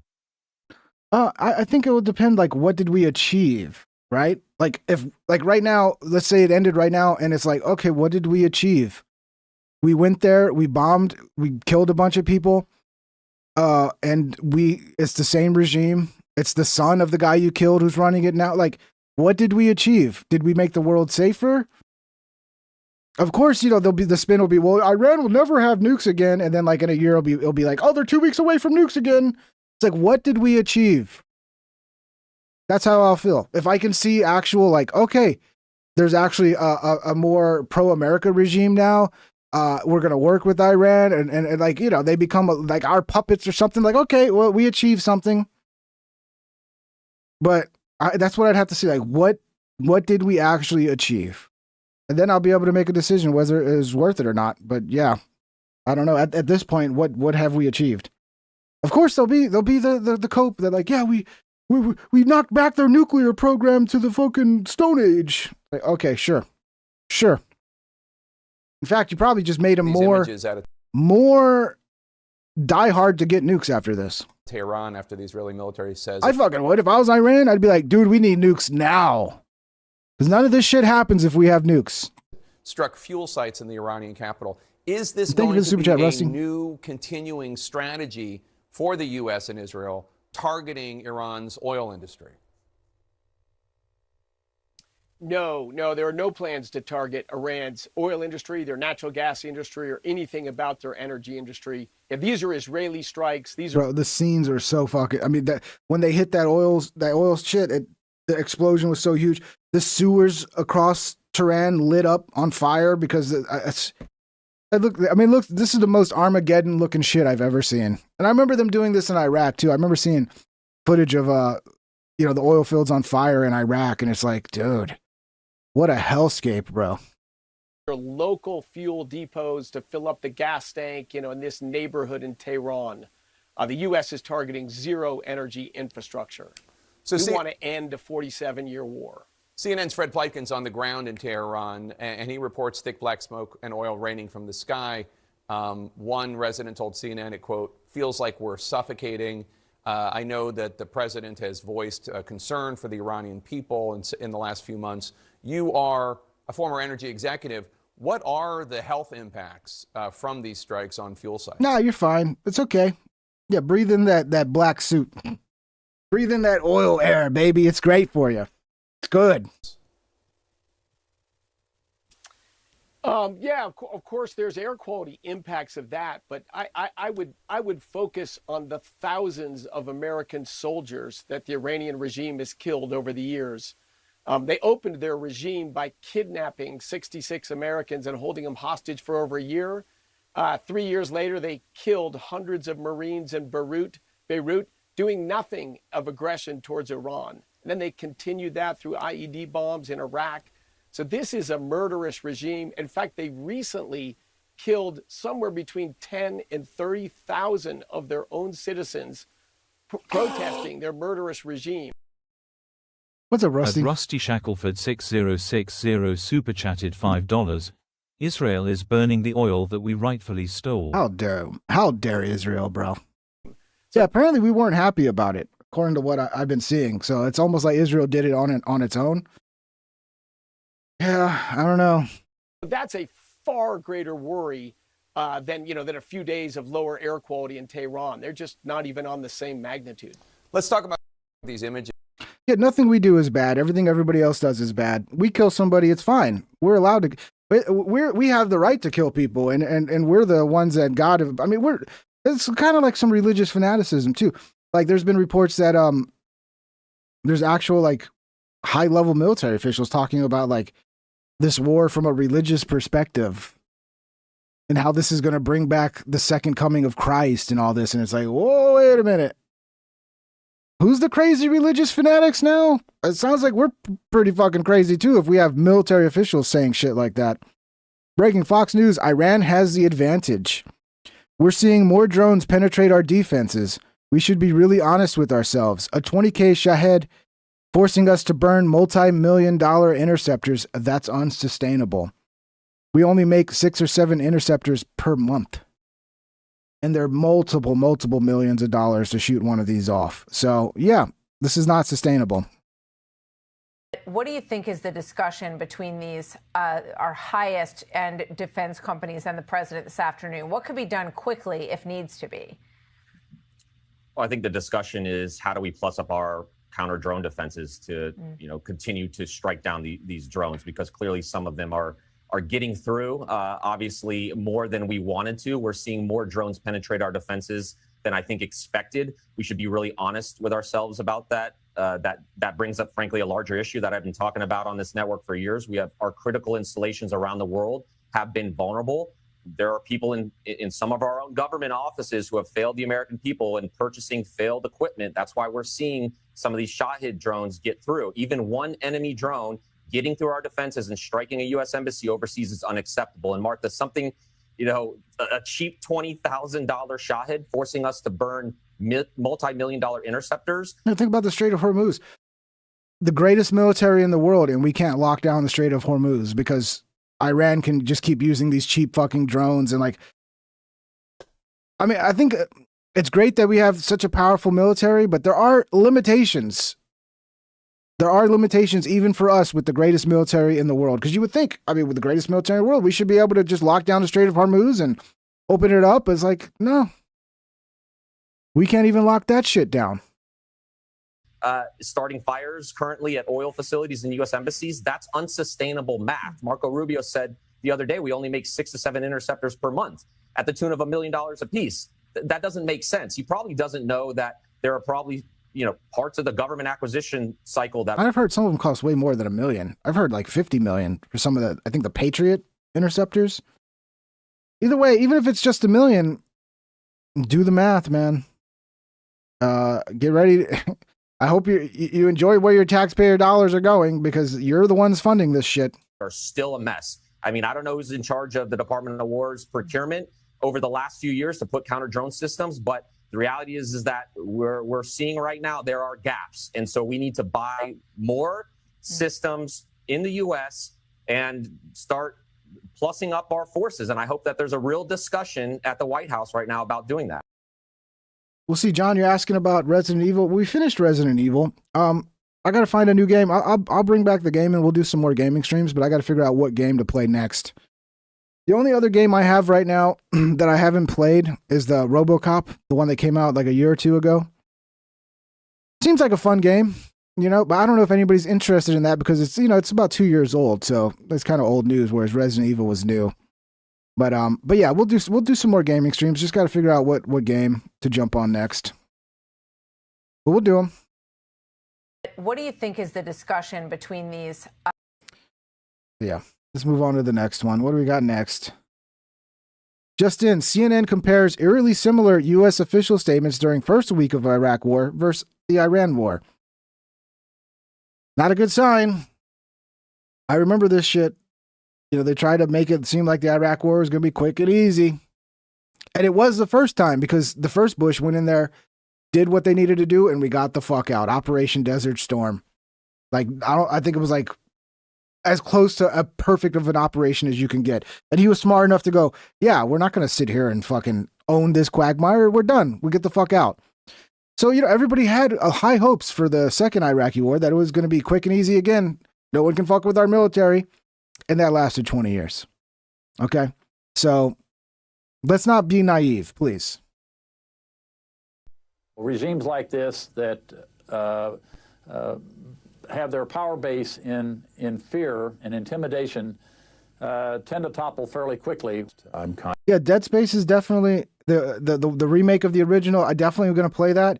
I just got to buy it. And right now, I got too many bills. So I got to wait to get paid. So probably, if I don't play anything closer to the end of the month, I'll probably play Dead Space or something like that. We'll figure it out. Confident that our troops will be successful. I'm glad you guys are enjoying the gaming, okay? We'll do more. Relatively quickly.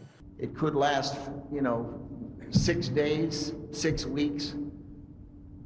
I doubt 6 months. You can say 4 weeks, but it could be 6, it could be 8, it could be 3. We expect to last about 4 to 6 weeks. Right from the beginning, we projected 4 to 5 weeks, but we have capability to go far longer than that. Regimes like this that... So yeah, I hope this time it's for real. Chris Murphy, I just came from a 2-hour closed-door classified briefing on the war. It just confirmed to me it's totally incoherent. We are not going to be able to achieve any of our stated objectives. This is a disaster of epic proportions, a 10-day debacle. Democrats are going to run so hard against this war, and it's going to be a bloodbath. The midterms are going to be really ugly. I just came from... I know some of you don't believe that. I hope I'm wrong, because even with all this shit going on, I'd still probably rather have Republicans in power than the Democrats. But I just think it's going to be a bloodbath. I really do. I think this is going to be a disaster. I think the MAGA coalition is crumbling right now. And yeah, it's not there the way it was in 2024 to win. From a 2-hour closed door, people are jumping off the ship. Briefing on the war.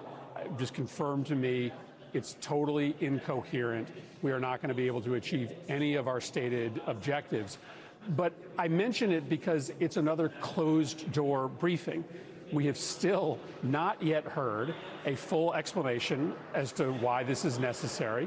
We still have had no hearings in front of Congress that the public can see. And I think that's pretty simple, because if the president did what the Constitution says, come to Congress to get authorization for this war, he wouldn't get it. is the American people would demand that their member of Congress, their senator, whether they be a Republican or Democrat, vote no, because this is a disaster of epic proportions. It's already getting Americans killed. It's driving up prices here at home. Harder line leadership, more antithetical to U.S. interests, are strengthening inside Iran, and there's really no way that we're going to be able to destroy their nuclear program because most of it is buried underground unless we mount a ground invasion, which would be even more disastrous and more unpopular. This has just been a debacle, a 10-day debacle, and we're going to use whatever leverage we have in the Senate to try to prompt those hearings, to try to prompt that vote, and to get this administration to start paying attention to the Constitution. Yeah, I mean, historically, if you're just looking at historically, yeah, things would usually, following historical trends, swing back to Democrats in the midterms. Just by the trends of how things always work. Add everything else going on, that's why I'm so comfortable in saying it's going to be a fucking bloodbath. Maybe if the SAVE Act gets passed, maybe that changes things. Who knows how much that will change things? That might be a big. I still think, at this point, the midterms are going to be a bloodbath. They're going to be nasty. U.S. Senator Blumenthal says he's angry after briefing on Iran war.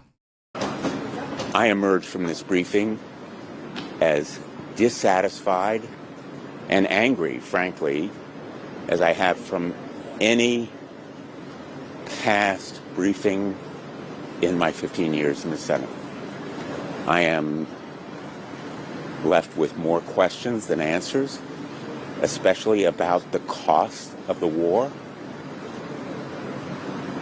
My questions have been unanswered, and I will demand answers because the American people deserve to know.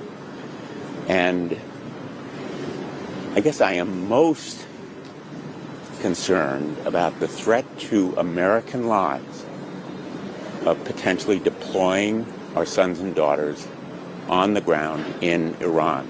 We seem to be on a path toward deploying American troops on the ground in Iran to accomplish any of the potential objectives here. And there is also, as disturbingly as anything else, the specter of active Russian aid to Iran, putting in danger American lives. Yeah, we're on a path towards troops on the ground. Like, at a certain point, Trump has to fucking just get us off this this path. But it seems like he's already taken the advice of these people, and he's probably just going to continue listening to them. And if he does, we're going to end up with, boots on the ground. For sure. He keeps listening to old Lindsey fuckface. Senator Schumer on Iran operations. The president of the United States is spreading blatant lies about a war he started. Now, to Trump's explanation about... And obviously, I don't trust any of these fuckers, but of course, they're going to be the anti-war side now. Trump just gave these guys the greatest gift of all time. They had nothing to run on before except Trump bad. Now they're the anti-war side, and it's probably going to work for them. His war in Iran grows more confusing and more contradictory every hour. Yesterday, hey folks, can we have a little quiet? Hey, shut the fuck up back there. Trump's explanation about his war, as I say, grows more confusing, more contradictory every hour almost. Yesterday, Trump casually claimed, I think the war is very complete, pretty much. But this morning, Hegseth stood before the cameras and announced that today will be the most intense day of strikes yet, involving, quote, the most fighters, the most bombers, the most strikes, unquote. Which is it? Is the war ending soon, or are we on the brink of the worst fighting yet? Donald Trump's a liar. He claims that Iranian Tomahawk missiles were responsible for the bombing of an all-girls school that unfortunately killed 170 people, many of them children. Yeah, that's going to be great for the midterms, huh? Iran doesn't have Tomahawk missiles. The claim is beyond asinine. It's just an outright lie. The president can't just talk off the top of his head on something as formidable as this. The President of the United States is spreading blatant lies about a war he started.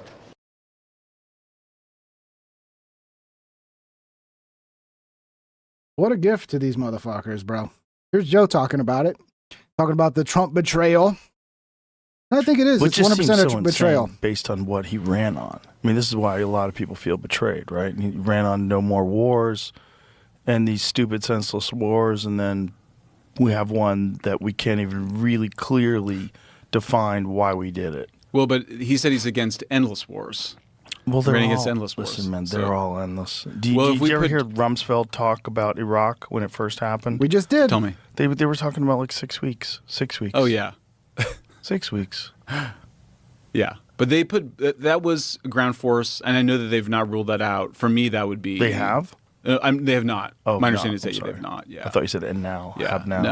No. But they don't seem eager to go. Was it heated at the end? I got to watch it. MMA KO TV. Well, maybe we'll skip over to the end. I criticized the Venezuela action because I sort of was like, how are you possibly going to run Venezuela? And then I think a little bit more time passed, and I was like, oh, they're not going to try to run Venezuela. Like, that's not what this is. They just wanted to take over the oil. Yeah, and even there, I mean, the oil, it's not significant at any global level. I don't. Yeah, what they call it, that heavy crude. Like it's like really hard to refine, and like a lot of refineries are not capable of refining the Venezuelan heavy crude. Whereas like the oil that comes out of Iran is like fucking light crude or some shit. I might be getting the terms wrong, but like it's super easy to refine. It's like the greatest, cleanest shit you can get. Yeah, that Venezuela oil is dog shit, bro. It's dog shit. It's hard. I don't even think it's really about the oil. I don't think it's about the oil. I don't think it's about the oil in Iran either. Well, the oil reserves are significant. It's just the type of oil and how to extract it is extremely difficult. Oh, it's the worst, Joe. It's in the big abundant reserves are in the Amazon. So you're talking about what a nightmare. It's super far away. It's terrible. You had a guerrilla conflict. If you had a guerrilla conflict break out around those oil facilities, I mean, it's already more expensive because you have to heat up that particular type of, it's really heavy oils. To heat it up to get it out of the ground, then you have to heat it to transport. It's a total nightmare. And as a conservationist, I would say that would be the last place I'd want to see us getting oil from. There's a lot of other places that have oil. We shouldn't be going into the Amazon. So what, if anything, makes sense to you about this attack in Iran? I don't know that I'm not sure what I think of it. I mean, I don't like it. I mean, the whole older system was that you had this international, the Security Council would have to agree. The Congress would have to agree. That's all gone now. I mean, it's just a totally different. This guy is just acting. He says he's not getting where they want to get in the negotiations with the Iranians, so he says we have some leverage over you and we're going to use it. Similarly, but clearly Israel wanted this. Israel has its own motivations, I think. Yeah. But I think it's not quite accurate to say that. I just don't think I think all the evidence shows that Trump is his own man and he is the president, and like literally he couldn't even give Elon the battery subsidy that he wanted. You know what I mean? It's like, I get that. I've never seen a politician act that independently. A president act that independently. So I'm skeptical of. I mean, I think that Rubio was sort of like, well, they were going to attack, and so we had to, there's some of that, but I just think Trump's doing what he wants to do, and we should. You really think it's that simple? Trump's doing what he wants to do, and that's it? Yes. You don't think people are influencing him? I think definitely people are influencing him. I think people made him think that this is super popular. The American people are going to support this. Like the Republican Party supports it 90%. Yeah, which part of did you poll MAGA or did you poll fucking all the neocons in the Republican Party? 90%? Get out of here. That's fucking bullshit, bro. And yeah, I think he's being played, bro. He's being played by Kushner, by Graham, by fucking Marco Rubio. Again, he gets into office and all the people in there that have his ear are fucking neocons. And it's like, dude, you ran against these motherfuckers. You ran against these motherfuckers so successfully that's what made you so popular and made everybody come out and vote for you. And then you just bring them in and you just let them fucking dictate what you do. Make it make sense, please. Because there's a lot of war hawks around him, right? There's a lot of people that want this and have for a long time. I mean, Netanyahu's in there, but then Tucker was in there a bunch. But do you think making the case against it. Tucker has the kind of influence that Netanyahu has? Well, I mean, I guess if you just base it on the outcome, then the answer is no. No. But that's what I'm saying. I think he listens to everybody, but I just don't think it's Russians aren't behind him. Israelis. I mean, Trump is. Look what he's been through. I mean, he's got where he is. There's no way he's gonna. They don't have anything on him. That's how my do you know view. that? I don't think they have anything on him. But how do you know behave that way? Well, he could, but I'm not. We don't see any evidence for it. Well, you wouldn't see any evidence until it broke out, until they released it. Yeah, and we'll get. I'm sure we'll get into Epstein, but I mean, I just think when you don't have evidence of something, then you can't assume that it's happening. I haven't seen any evidence. I've seen evidence that Trump is fully independent. With it, particularly this case of Elon, surprised me. I don't know, man. I don't know if I buy that. So what were you talking about? They're getting into an argument about Epstein at the end? Let me see here.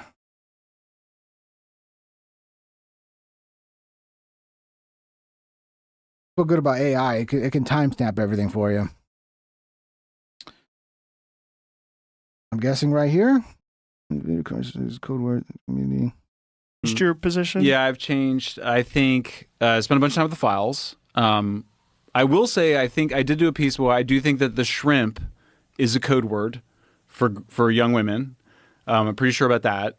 What do you think pizza is a code word for? Well, that was okay. So then I had read this article about code words in the Epstein files, and I did the shrimps, and then I had some stuff about pizza and grape juice in there, about grape soda, and my co-author Alex was like, "Dude, this is Michael Schellenberg, Mikey's Bag O' Meat. You guys might not remember, but he was he's not perfect. Okay, I disagree with a lot of things he said, but he was pretty strong against COVID, and I think he got banned off like Twitter." And he was one of the few people that was able to actually successfully sue Twitter to get back on. Dude, you can't go full pizza. Yeah, he was pretty good during COVID. You know, like you gotta like. So we kept it out, and then the Times mentioned the pizza thing. So I wrote some on X about it, but I ended up taking it down because I was like, I don't really know this one. I mean, what weirded me about the pizza one was where his urologist was like, take your erection dysfunction pills, and then we'll go out and get pizza and grape soda. And I was like, that is creepy, as hell. Yeah. So, but I don't. Grape soda's got to be a code word for like black children. That's like pizza with grape soda. There's got to be some sort of minority aspect to the pizza. I don't know. I just don't know any white people that like grape soda. Like who drinks grape soda, dude? It's disgusting. The shrimp one, I'm like 95% that means young women because you just see how they talk about it. And I think I proved it in my piece. There's other ones like people are like the jerky is like cannibalism and whatever. Yeah. It's like, well, it didn't help that the restaurant owner was like the restaurant's name was like cannibal and something. Yeah. But I'm skeptical that that's what that was. So well, you would be skeptical unless you were part of some of these fucking bizarre satanic rituals, and then you would go, "Oh my God, it's real." Like people have sacrificed people, right? Could we agree to that in human history? Yeah, in sure, of course. And there have been satanic rituals throughout history. Can we agree to that? Sure. Okay.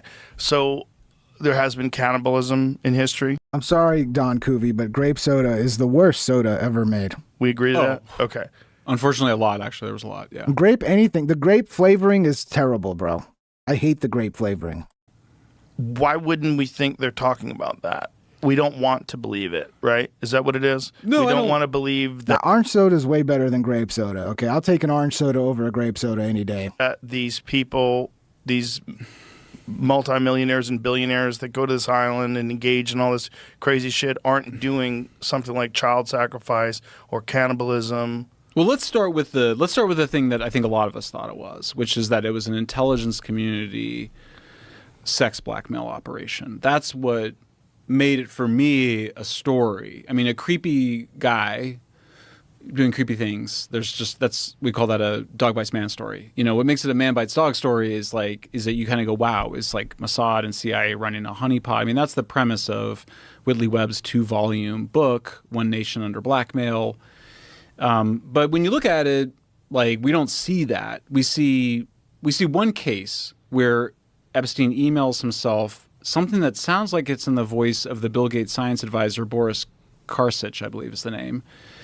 And in it, they talk about, it's the famous email where he said, I don't know what's going on with you guys. I guess some of you like grape, but if I show up and you offer me a grape soda or a grape flavored candy or a grape flavored anything, I'll throw that shit back in your face and I'll end our friendship right there. You offer me anything grape flavored other than an actual real grape. If you give me real grapes, grapes are fucking great. I'll eat a grape. But I ain't touching no grape flavored bullshit. It's terrible. Doesn't taste like grapes either. I got it. I heard they use what was it? Donkey semen to make the grape flavoring. I don't know if you know this. Yeah.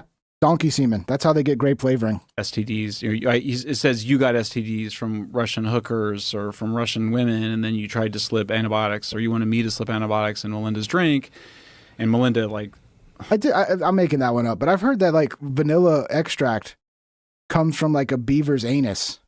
I think that one's true. They asked her about it. It was awful.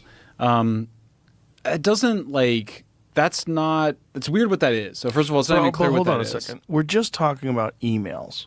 Right. Right? So who knows what was said? Just from the email, we know that there at least implies that he's got dirt on people and that he is doing something with this dirt that he has on Epstein, or on Bill Gates, rather. So we're very limited in the amount of data that we possess, right? Because we just have emails between him and other people. Inside those emails, we find a lot of creepy shit. We find that one description where he was talking to this woman, where she said, "I'm investigating a story about an island where they bring children for sex," and he goes, "She almost had a heart attack when I told her that person is me." Well, he was talking about the rumors and gossip about him, but he wasn't saying that he's bringing children to his island for sex. But that is what he said. But if you look at the text, he said they're talking about me. No. She said, "I'm doing a story on a guy who brings children to his island for sex," and he says, "She almost had a heart attack when I told her that person is me." The person that my You're interpretation being charitable. Of it, I'm not. Well, but you're being charitable because that's not what the text says. What the text says is, "Get him, Joe. Someone's bringing children to an island. I told her that person was me."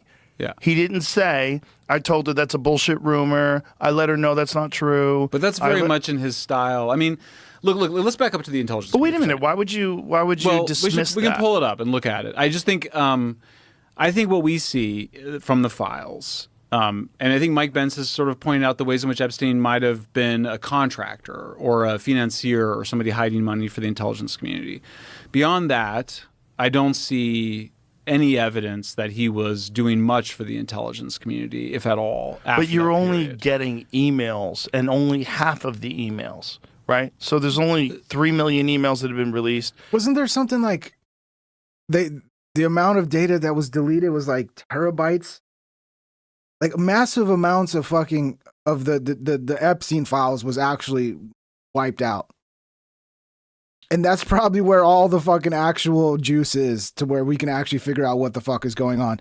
There's also the thing where like basically what we're getting is Epstein's entire like internet history, all of his emails, all of his cell phone records. Is he going to be fucking putting the illegal shit into emails and writing it down? I don't think so.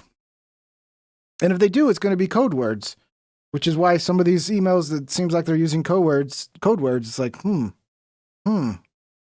what is pizza and grape soda? Are you an actual billionaire white guy that's drinking grape soda? That's hard to believe.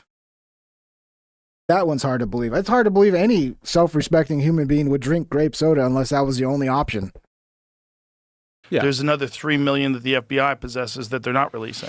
Right? 100 terabytes or more. Yeah, it's an unfathomable amount of shit that was removed. 100%. It's possible. So there's something there. Why would you draw any conclusions based on only 50% of the data? And then if there is 50% of the data that hasn't been released, why?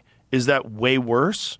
Because this stuff is fucking nuts. Like this is nuts. Like, take your erection pills so we can go get grape soda. Okay, what? And it's weird. This lady is investigating an island where they bring children for sex. I told her it was me. What? Well, we should put that one up. I want to look at that one. But okay. I mean, here you're talking about So first of all, I think the picture is of a guy that is fully in charge of his life, and he is amazing at getting people to love him and care about him. People call him their best friend. In Florida, clearly he was abusing girls and was, busted for that. I think he was doing that because he's a pervert. I don't see blackmail coming out of that. And then you get to later, and you've got the Bill Gates thing, which doesn't even appear to be from Epstein. It appears to be for Boris. And remember, Boris, the science advisor, wanted Gates to pay for like a bigger apartment for him in New York. It appeared to be part of him threatening Gates to get something that Boris wanted. So maybe Epstein was advising him on it. But I mean, to have the other thing I'm struck by these emails, Joe, is that there are so many different attorneys, people at the FBI, people in the Eastern District, the Southern District, the Florida Southern. Butter Biscuits, I have a huge black audience of black fans. We love the black people here. We're pro-black. But that doesn't change the fact that grape soda is the worst fucking creation of all time. Okay? The nuclear bomb was a better invention than grape soda. Okay? Grape soda is dog shit. And black people understand. They know it. They know they're drinking dog shit.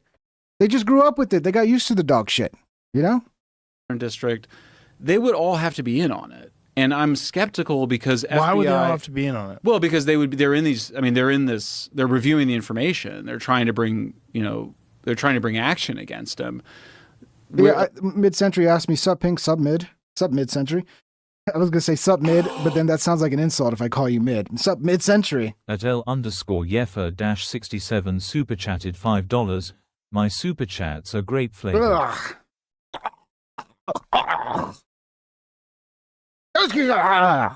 Okay.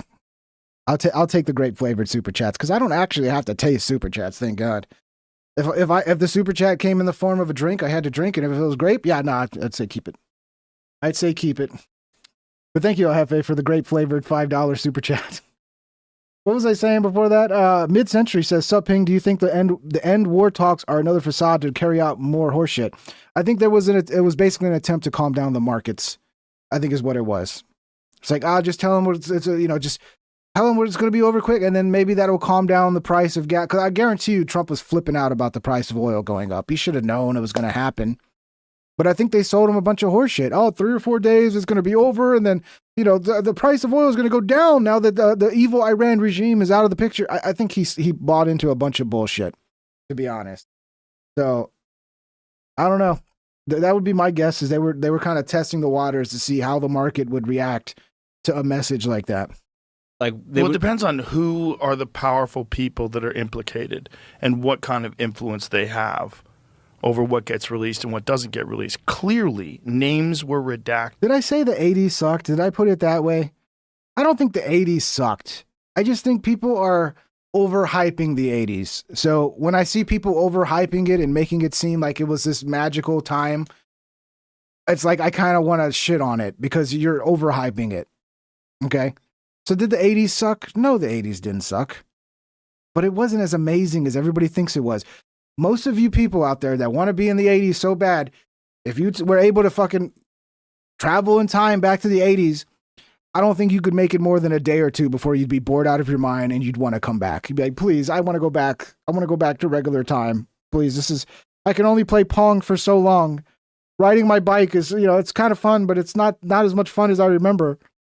People would be like, oh, please bring me back to modern times. I need my fucking internet. And my computer, that are powerful and people that are not victims. So that shows you right there that there's some influence. But there's a reason to do that. Why? Because they're not guilty. Okay, what about the one where the guy says, where Epstein says, I like the torture video? He probably did. I think someone did find the torture video. Why would you redact the name of the person who sent you a torture video if you're not trying to protect a powerful person? Yeah, that's the Sultan, is that right? Okay, but someone had to just figure that out. I mean, look, the redactions are sloppy. But that's no. That's evidence that you're trying to protect a powerful person. Well, but they didn't, though, in a lot of cases. But they did right there.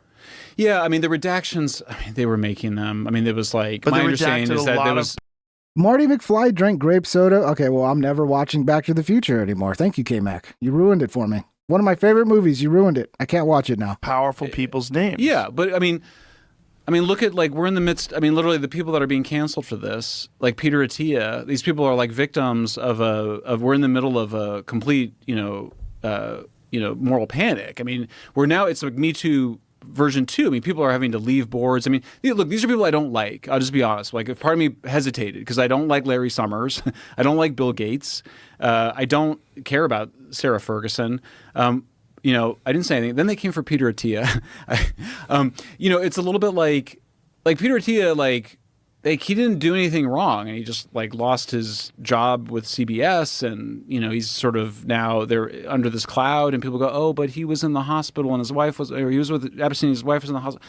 We don't like. What are we doing here? Like, we're getting involved in Peter Attia's like personal life, and so, but he has to get fired for that. I mean, it's gone way too far. Sarah Ferguson had to step down, even though she said, like these people, I don't like them. Like, these are. Yeah, Mikey's back on me is because you guys, I threw a little bit of shade at the 80s, and then everybody reacted so fucking butthurt that I had to go all in and be like, yeah, the 80s sucked. Fuck you guys. I mean, come on. Sometimes you got to lean into things, Don't mean you mean it 100%. But yeah, I mean, the 80s were not as great as everybody remembers. And my whole point, though, was that as a 90s kid, the 80s sucked. Does that mean the 80s actually sucked? No, it just meant from my generation, we looked down on the 80s because that was the previous generation. We were the new cool fucking generation of the 90s, bro. So to us, the 80s sucked. Did it actually suck? I mean, it wasn't that. Come on, guys. Can you just get over the 80s, okay? It's done. It's gone. Wasn't as great as all of you remember. Try to enjoy the now. Appreciate the now. Live in the now, okay? The 80s are never coming back. Say goodbye. They're gone. Your childhood's never coming back. Your childhood is gone. Enjoy the moment with all this amazing technology and war with Iran. They're not people I agree with or think their behaviors, but I don't see. So they're not guilty of crime. I don't. So Yeah, they're not. Yeah, they're not. Released. Like they were all making a big deal out of like. Well, so first of all, let me just say, I'm glad they released the files. Tighten that thing down. You keep moving that thing around. It's fucking get them, Joe. Every time you do it, it bumps. It's like you've got a nervous tick. I think like they were. I mean, I'm glad the files were released. There was definitely problems with the redactions. There was also a case where the members of Congress were trying to get stuff redacted. Names got redacted of people that. Like, I know in one case, there were people that were getting licenses for guns that had nothing to do with Epstein on a list. In another case, other people's names were revealed who were not, guilty of anything. So that's why you protect those people. I think you go, everybody, the logic right now is that anybody who had any interaction with Epstein had to have known of all the abuse he was doing and are somehow responsible for it. I think that's not right. Okay, but a lot of these people were hanging out with him and doing business with him after he was arrested. So this is all post 2008, and it was very public. So then what is our view of people that do the crime and serve the time? I mean, the left. Well, it's not like he was a dumb kid who robbed a convenience store. No, he was somebody preying on fucking underage kids. I mean, that's something where like, okay, yeah, you did the crime, you did the time, okay, you're free. Am I going to associate with you? Fuck no. And any rational human being's going to think the same way. It's like if you meet your neighbor one day and you're like, oh, he seems like a nice guy, and then you go on the sex offender list and he's like, oh, raped a child. You're gonna be like, oh, okay, he did his time. Let's hang out. No, you're like, oh. And that's perfectly reasonable. It's a perfectly reasonable response. And it is weird when it's such a public thing that this guy did this thing and then everybody's still trying to fucking go to him for clout. It just proves like people, when it comes to like billionaires, people are willing to look the other way when it comes to a lot of shady shit if they think there's something they can gain from it. At Quasimofo69 super chatted $4.99. It depends on your perspective. I was in my 20s in the 80s, so my 80s sucked. Yeah, really? You think so? Because did you have, look, my 20s, I turned 20 in the early 2000s, and I really enjoyed it. I was broke as fuck. But I loved the early 2000s. I honestly like the early 2000s from like 2000 to like 2012. That's probably my favorite time in my life. And I wasn't broke the whole time. I was broke from like after the .com crash to like 2006. It was like pretty rough. But I fucking loved it because I had a computer. I got a cable modem. The speeds were fucking insane. I was gaming, dude. I didn't need to make a lot of money because at that time you could actually get some cheap. I mean, I had the cheapest living. I think I was paying $380 a month for rent. So I barely had to work to be able to pay my bills. And I just fucking, all the new technology. I went from not having cable television and not being able to play games. And then all of a sudden, fucking BitTorrent comes out and I go to Demonoid and the Pirate Bay and every movie, every fucking television show I've wanted to watch, every game I've wanted to play. It was such a fantastic time. So I loved my 20s. Even though I probably shouldn't have, because in some ways it was really rough because the economy was fucking shit. And I wasn't making a lot of money, but it didn't matter. I still enjoyed the fuck out of my 20s. Okay, the left view has been that. Stop right there. He didn't serve any time. Do you he know? He served a year. Okay. He did not go to jail for a year. You know, he did house arrest. Yes. It was a very sweetheart deal. And the prosecuting attorney or whoever it was told that he was intelligence. And this is why they were giving him the sweetheart deal. By the way, I looked into that. And thank you for the super chat, brother. Yeah? Yeah, we looked into that one. And you're old. See, 20 in the 80s. That's the 30 in the 90s, 40 in the 10s. Damn, are you in your 60s, bro? Shout out to Grandpa over here. I love my old viewers, bro. You know, if you support the Iran war and you're in your 60s, it's okay. I forgive you, okay? God bless you, by the way. And that was heard secondhand. So that wasn't even heard from Acosta directly. Someone said that they heard Acosta say that and they told the Vicky Ward, and I believe her source is anonymous. Yeah. So that's weak. And, you know, Mike, Right. I mean, when Mike Benz was in here, and Mike has done a deep dive of this, he's sort of like, look, at best, you get Epstein tied up with intelligence with the Iran-Contra stuff. Right. But he wasn't, I mean, there's two things to see here. With his relationship with the intelligence community, he was at best a contractor, financier, which means he's not an important player in deciding covert clandestine operations. The head of state. He said he killed Cold Fusion. I mean, he said he killed Pons, his work on Cold Fusion.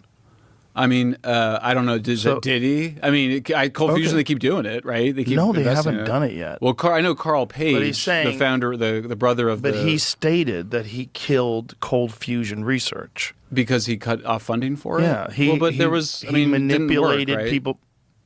I don't know that. Well, does this get even more heated, MMA KO? COD Modern Warfare. Yeah, not to mention that, dude. Like, in the early 2000s, we would still hang out and game together. I remember, like, hanging out with my boys, playing Madden, playing Fight Night 3. There were so many fantastic games. And, like, people still... I mean, that was, like... Online gaming was becoming a thing, like, even with Xbox and all that. But I'd still get together with my boys, smoke some blunts and fucking play some Fight Night 3, NBA Live or Madden, whatever the fucking game was. Good times, man. Good times. It ain't the same. Playing online is fun, but it's not the same as like getting together with your boys and like really having a fun gaming session. And before that, it was the 64. Even more fun, man. Getting together, playing Bond, Mario Kart. The 64 was a great time for gaming, man. He say he killed it. Why would he kill it? LAN parties too, mid-century. Exactly, dude. We used to set up LAN parties. There was LAN centers. Like, I don't think they even exist anymore, but I remember like in San Antonio, there was a few LAN centers you could go to and just be 10, 20 people there. And, you could all jump in the same server. It was such a blast. The 2000s was definitely better than the 80s. It didn't work. Or maybe it did work, and it's problematic that it does work because it kills all these people that have all this other money in various energy modalities. I go, fusion is like a whole... I mean, the idea that we have that we've secretly tapped cold fusion and are hiding it for some reason. Or that Yes, Perfect Dark was fucking... I remember getting the... you needed the expansion. You had to spend like $30 for like that expansion thing for your 64 for it to work right. And then the WWF games were fucking just... At ST.0 Neon super chatted $2, used to get multiple TVS and play Gears of.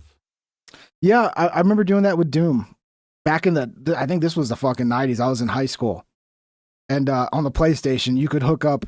if you had two TVs, you could hook it up and you could play Doom with your boys. And that was a whole new thing. Because before it was all split screen, but then once you had 2 TVs, like that was fun. That was like early on fucking, what was that, like 97 or something? That was a blast. It was on the way to breaking through to cold fusion, and then they killed all of his research. But why? You don't think that could be done? Because there's so many people that have money and all these other types of energy. I just don't buy that you could. First of all, that technology is super difficult. To get nuclear fission was this enormous undertaking, huge numbers of people. The cold fusion stuff was always, the cold fusion stuff is really fringe. I mean, it was like, we're going to be in the lab and doing cold, But you're not a physicist, so how do you know that? Well, I mean, I interview a lot of physicists. Gets heated when they talk about his suicide. See if we can find the timestamp for it.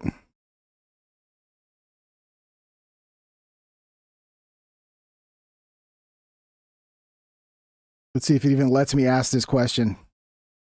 Yeah, that's not. Hey, asshole. This doesn't mean I want to know what part of the conversation they talk about it. Dude, it's too fucking sensitive. Yeah. Okay. That's great. Did I say I was? No, I didn't. AI. I asked you what part of the conversation do they talk about this? Fucking hate retarded AI, bro.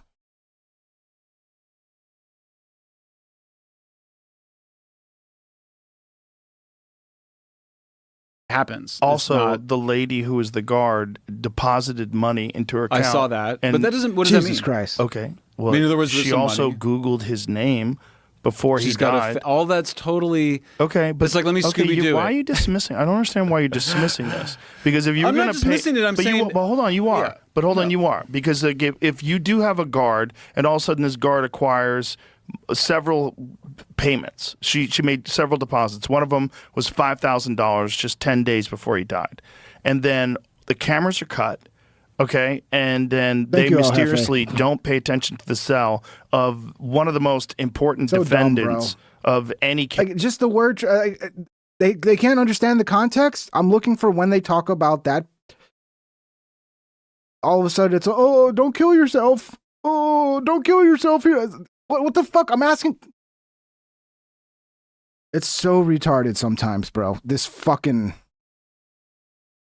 safety-centric fucking society where like everything's just like, oh, every corner needs a fucking cushion for. It's like, dude, please, just I want to know when they talk about it in the fucking interview. Case, any gigantic public case involving enormously famous public figures. And then this guy hangs himself while he's on suicide watch. Now remember, he tried to commit suicide. I understand, but why are you not letting me finish what I'm saying? Sorry. Because that alone is weird. That alone is weird. That the cameras are cut, that there's no video of it. The whole thing is weird. You don't think it's weird? Well, you don't think it's weird that this guy, that he just finds a way to hang himself in this cage? I thought I had that same story. I was like, the cameras are cut, the security guards are asleep. All those things are true. All those things are true. It's also true that the cameras went out a long time before that night. It didn't just go out that night before. Security guards fall asleep at night all the time. He attempted suicide, I believe 18 days before. 18 days before, he said that his roommate tried to kill him. Did you know that? Do you know his roommate was a cop that had killed 4 people in contract killings?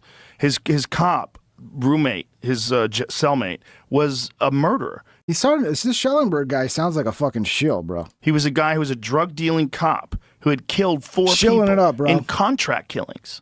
And that was his fucking jailmate. And 18 days before, he said that guy tried to kill him. But he said that's his. But is there any look doubt at that guy? Yeah. That is his fucking cellmate. Why would you put a guy who's one of the most high-profile defendants in any case ever in a cell with a hired killer who's a giant gorilla, like this huge fucking jacked Italian guy? But he wasn't in the cell with him that night. He was by himself in the cell that night. He was the guy who 18 days before Epstein said tried to kill him. But Epstein tried to kill himself. I don't think there's any doubt about that, right? I don't know if there's. I've never seen him say it, but I do know that he said that guy tried to kill him, and they sure didn't act like he was on suicide watch because they gave him more blankets than the fucking king of Egypt, and all the cameras were off, and you're not supposed to be by yourself in a cell when you're on suicide watch. So yeah, there's nothing to see here, right? They Nothing to found see him here. unresponsive 18 days before. He said that guy tried to kill him. And couldn't he have lied about that guy was that? trying to get money. Couldn't he have lied about that? Video outside cell during Jeffrey Epstein's first suicide attempt no longer exists. How weird. Yeah, why would he lie about that? He's in Because he doesn't want to have cell because he doesn't want to with have a guy roommate. who he's already saying this guy's trying to extort him. Yeah. He's already saying this guy's trying to get money from him. And this guy is a known killer. He's killed 4 people in contract killings. How did you not know about that? I will say it's possible. hold on. He did. He just ignores it because it's not the narrative he wants to paint. How did you not know about that? I did know about that. You knew about the guy being a contract killer that was his cellmate? Yeah, I knew that story, but I mean, he didn't have a cellmate at the night of his. I don't know, Noob Jets. He could be alive, or he could be dead. A lot of people believe Epstein's still alive, and I'm not saying it's wrong to think that. I think that's a legitimate possibility. Death, right? That was one of the mistakes they made, is that because he was supposed to be on suicide watch, he was supposed to have a cellmate, didn't have a cellmate. I think that, look... I don't know, but 18 days before he did have a cellmate, and 18 days before he said that guy tried to kill him. But 18 days before he tried to commit suicide. That's my understanding. I don't know if that's true, though. I don't know if that's true. I don't know why they would put him in jail with a contract killer. Well, I mean, how many... Who's in that jail? Aren't the people in that jail pretty rough? His cellmate is a contract killer. Why would he be in a cell with a cop who's a contract killer? I mean, aren't there a lot of... The night Jeffrey Epstein claimed his cellmate tried to kill him. New documents reveal Jeffrey Epstein claimed his cellmate tried to kill him in an incident before his death. Yeah, but we don't... Okay, but we don't know if that's true. Okay. Yeah. Why are you dismissing it, though? I'm not dismissing it, Joe. Look, maybe more evidence will come out. I'm just saying, like, if you look at the evidence we have... You're looking to dismiss it. No, I'm... Joe's about to blow a fucking gasket, dude. I love it. I love it when Joe gets heated. We need more of these heated arguments with Joe. I think those are the best episodes, when Joe's interviewing somebody he can't fucking stand. Saying I was confident it was a homicide, and now I'm not. Were you aware of this? Yeah, of course, all that stuff. You were aware that he tried to kill him? Of course. You were aware that he said aware that he said that. Well, how come you never brought it up before? You seemed shocked when I brought it up. Well, because my understanding is it was a suicide attempt 18 days before. Okay. But if he said this guy tried to kill him 18 days before, why didn't you take that into consideration? No, it is. I mean, I'm just saying that was all. That was part of. No, when I go, it doesn't seem like you took it into consideration at all, and you're looking to dismiss it. I didn't know. My view earlier was that it was a homicide because the hyoid bone doesn't break when you have hangings. He said he didn't want to commit suicide. The video went out. The security guards are asleep. I mean, there was a huge investigation of this by the Inspector General. So the number of people that would have had to been involved in this conspiracy and cover-up is very large, and it's a large number of people who are in this job to be do-gooders. And so maybe there will. Okay, so maybe there was some evidence that will come out. They're not in the job to be. Oh yeah, they are. Sometimes they're in the job to be do-gooders. Sometimes they're influenced by very powerful figures that want a particular result. Does that not happen? But we underestimate. But hold on a second. Does that not happen in the real world? It does, right? And wouldn't you imagine if you're dealing with multiple billionaires that may be compromised by the evidence that this guy's going to relay in a trial, that would be one of the times that they would want to exert that kind of influence? It's possible. And like I said, a lot of people really do believe Trump murdered Epstein, don't they? I mean, if he was murdered, I mean, it's not out of the realm of possibility that Trump might have offed him, especially if Trump's trying to hide some shit. In our piece, we wrote it's possible, but I think at this point we don't know. I don't think we have the evidence either way, and that's, for me, that's the change. I went from I think it was a homicide to now I don't know. I didn't understand that he committed suicide 18 days before. No. He didn't commit suicide 18 days before. His cellmate tried to kill him 18 days before. That's what he said, right? They found him unresponsive. He said, my cellmate tried to kill me. Yeah, but how do we know that? Why would we think he's telling and then was it reported that it was an attempted suicide to try to dismiss the fact that his cellmate was trying to kill him? Because they wanted his cellmate to kill him? We don't know. But you can't dismiss that. The psychologist thought he was suicidal. I think my understanding, he could have lied about the room. He didn't want to have a roommate. That's like why, and they didn't have a roommate. Why would you want to have a roommate who's a fucking contract killer, who's a sociopathic cop? Yeah, I'd be looking for a new roommate too, bro. That fucking giant gorilla. That dude's huge too. Fucking roided up, man. Who killed 4 guys. But if you're a contract killer and you're As soon as I see like, oh, that's my cellmate, yeah, they want to kill me. I'm dead. They're gonna kill me. This guy's gonna kill me. in Epstein's cell, why would you want Epstein to die in your cell? Because you want to kill him, because people are going to give you like extra cigarettes at the commissary. Or Do we have something. any evidence Who for that, fucking though? knows? No, but who fucking knows? Yeah, but we don't know. Is a guy who already kills people, and he's in jail forever. He's going to be in jail forever. So for that guy, you say, "Will you kill that guy for me?" Like that, it's not even much of a stretch. It's not much of a stretch that Epstein would have killed himself. I don't know, bro. I think Epstein thought he was gonna get off of this shit. I think Epstein thought he was gonna beat this shit. It's not much of a stretch that that guy killed him either.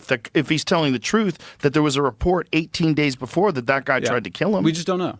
I mean, that's well, we my certainly view is we don't know, know. but I don't understand why you would want to make the conclusion that he tried to kill himself. It's not the- and it's that not a this conclusion. guy, who's a contract killer, was not actually trying to kill him when he said he was 18 days before. Well, Joe, I mean, please don't mess up. Yeah, there's too much St. Onion. There's just too many things that just point to something fishy going on.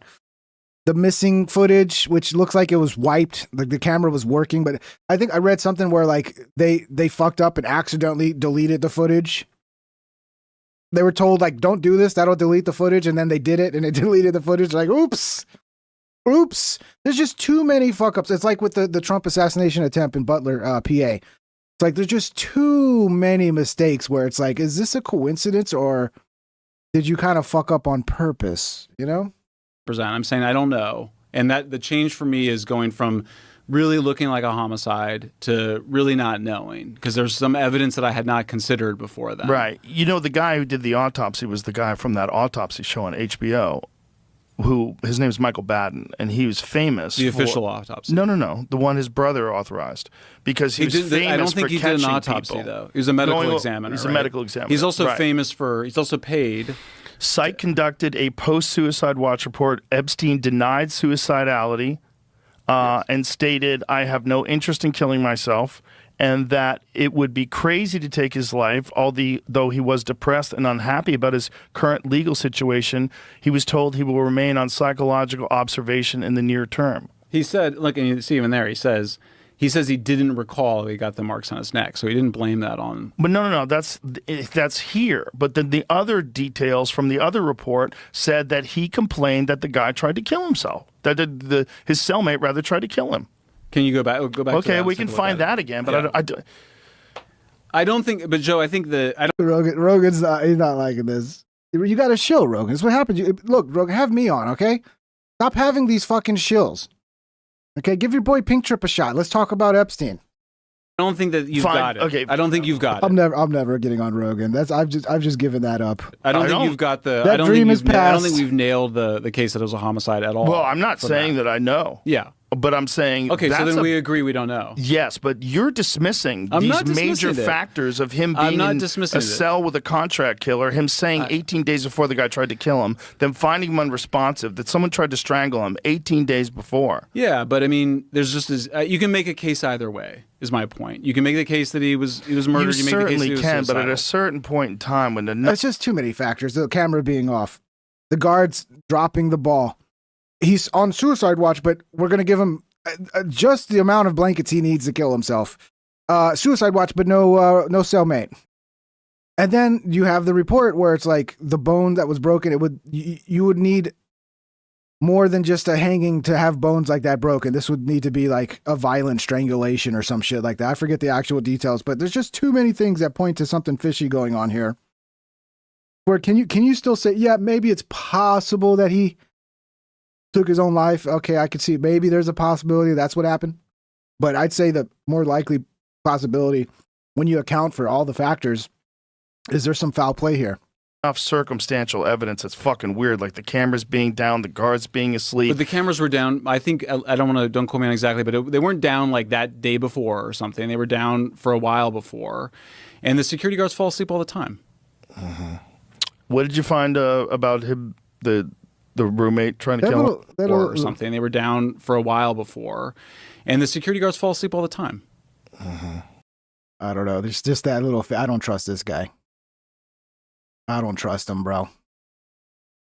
What did you find about him, the roommate trying to kill him? I mean, this is like their report of it. I was trying to find his, but this is Yeah, not to mention his nose and ears on the death photo not looking the same. Too many weird oddities, man. This report right here. Yeah, the tattoo that was that one is not. I researched that one. He didn't have a tattoo. That was I think it was a Photoshop or something where they put a tattoo on him, or maybe it was a fake tattoo. He was just fucking around. The photo of him with the barbed wire tattoo. Yeah, he didn't have tattoos. I looked it up. All the records when he went into the prison, and even his probation records listed him as not having a tattoo. Found in the fetal position, laying on the floor snoring. Epstein told officers that Taglioni, cellmate, had tried to kill him and that had been harassing him. Taglioni claimed he had been asleep and woke up to see Epstein with a string around his neck. Right. Does that make fucking sense? Well, yeah, actually, but Joe, just to so he says you, the if guy you want to tried to kill him, and if Epstein, and the result of this is that Epstein doesn't have a cellmate, right? So Epstein doesn't want to have a. If you want to kill yourself, you don't want a cellmate. Yeah, there's Epstein files. You're talking about the photo of him with that? Yeah, I don't know, bro, but I know all the records I saw, every other record I showed, I looked at listed him not having a tattoo. So the police listed him as not having a tattoo because the police will list that, like identifying marks, whether you have a mole or something that identifies you. There was no tattoos listed. So I think that's a bit of a dead end, the tattoo one. There's so much more shit to focus on that don't go down that dead end. So you can interpret the same set of you can interpret. Yeah, I'll invite. Yeah, Kurt Metzger, you're invited, bro. Come on. The same amount of facts. If you want to go, gotta go. I got mad at Davey because Davey, right after I did the interview with fucking Matt from Matt and Shane's Secret Podcast, Matt McCusker, and I brought Davey into that podcast. I had no reason to bring Davey in. I could have easily interviewed Matt by myself, but I'm like, let's bring Davey in. You know, I like Davey. Let's get him part of this. And then like the next week he does an interview with Kurt Metzger and he doesn't bring me into the interview. I'm still mad at Davey about that. I'm like, damn, I'm showing you love. Where's the love back? I want to be part of the fucking Kurt Metzger podcast, dude. But yeah, that's the way it goes. It's the way she goes. Back and finish the job. You shut the cameras off and you open the cell. It's all right, Davey. I forgive you. Okay, I forgive you. I'm just not going to invite you next time I have a big guest. And you let this guy. I'm gonna do it all by myself. But they shut the cameras off when they shut the cameras off, though. It doesn't matter. There's no. It does matter. There's no video because the machine video, broke. even the video that's there has been edited. The one video they show of the outside of the cell, a minute's missing from it. There's a lot of weird shit to it. Yeah. What's also weird is the way they painted that video as some sort of proof of anything, and then you watch the video and it proves absolutely nothing. But yeah, this is a definitive evidence that there's no way anybody could have gotten into the cell. No, it didn't prove that. So why are you gaslighting us that it proves something and it proves nothing? That's another little mark in the this is very suspicious category. I agree, but it's not where you should arrive on it, in my view, where the facts. Yeah, I interviewed Matt McCusker and YouTube totally shit on it, dude. I don't even think it got a 1,000 views on YouTube. It's on my second channel now. That was very depressing. I mean, I thought Matt was going to be a big episode. And like the algorithm was just like, nope, no one's going to know you ever did this. Leads you is that we don't know. And so that's different for me than just saying that's safe. Well, we don't know, but it is kind of fucking weird that he's in a cell with a contract killer. Kind of fucking weird that he made a complaint that the contract killer tried to kill him 18 days before. Not if you're trying to get... So did they remove that guy from his cell? Is that what happened? He did. Yeah, he was by himself, obviously, the night he killed himself, or was killed. Did you find the email? All right, let's wrap it up. Yeah, there's still. I don't know if they still fight after this, but there's another. What is this? 15 minutes left. 14 minutes, something like that. Yeah, go watch it. Yeah, because we're already over 2.5 hours. It's been fun. I'm glad to be back. I'm glad that YouTube was so quick to remove the live ban, because if that would have lasted 7 days, that would have been painful for me. That would have been painful for me because I need the show. The show's become part of my life, and when I don't do it, I feel like ugh. Like I honestly notice, like the days I don't do the show, like I feel like depressed for not doing a show. So I think I'm becoming addicted to doing a show. Because when I do the show, I'm just in a better mood.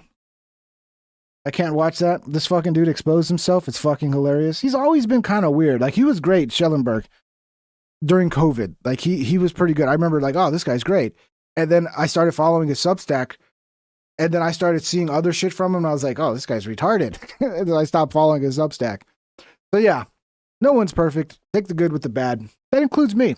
Although I'm about 99.999999999% good. You know, there is a 0.0000001% bad with me. So, you know, you got to take that with all the good, even though I'm close to perfect. Play us a gun video before you go. Funny, Noob Jets. Very funny.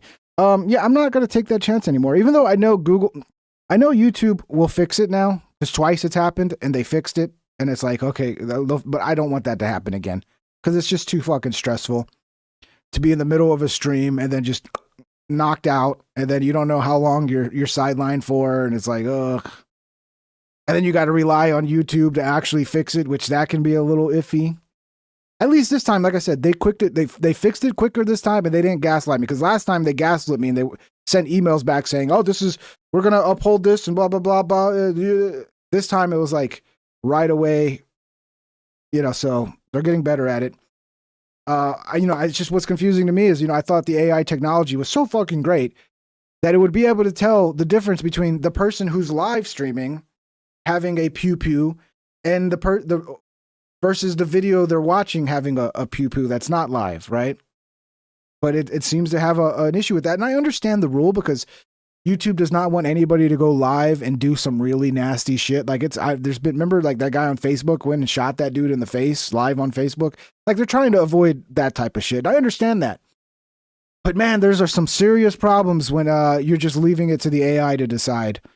And again, if I didn't have, if I wasn't a partner, a YouTube partner, didn't have access to YouTube creator support to actually chat with a real human, it would have never been fixed. So that's a problem. That's a problem. It should have been fixed in 3 minutes by a human instead of 3 minutes being denied. Super chatted $10. Welcome back, bro. Lol. Well, thank you, Noob Jets. Thank you for the $10. Yeah, I'm back, bro. I'm back. We'll be doing a lot of shows this week. I'm gonna try to do a show every day for the rest of this week. I'm gonna try. So if that doesn't mean for sure, but I'm gonna try my best to do a fuckload of shows this month. And then we'll bring back some gaming streams again too. So we'll have a lot of content coming this month. Thank you guys. Thank you for the support, especially the big super chats. Oh, Hefe, you guys know who you are. Rusty, Saint Onion, Quasimofos. Who else? Who sent the 20 right off the bat? Yeah, Cyber Twitch. Thank you, Cyber Twitch. Thank you guys for the big support. It's much appreciated and very helpful, because yeah, it's very helpful. Links are in the description if you want to support. Patreon's there, guys, for people that don't want to support through YouTube. I hear that all the time. I don't want to support through YouTube. Patreon's there. Links in the description. I don't think I have zero people that support me on Patreon. Zero. So I'm going to keep that open for a couple more months.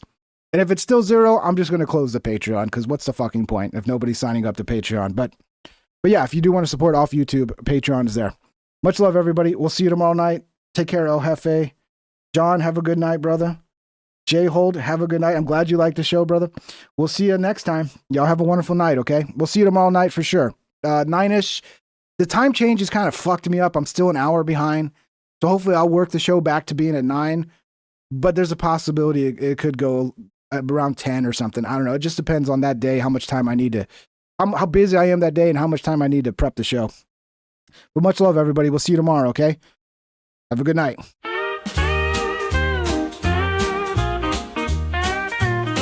Please subscribe and hit the like and ring that bell if you want notified.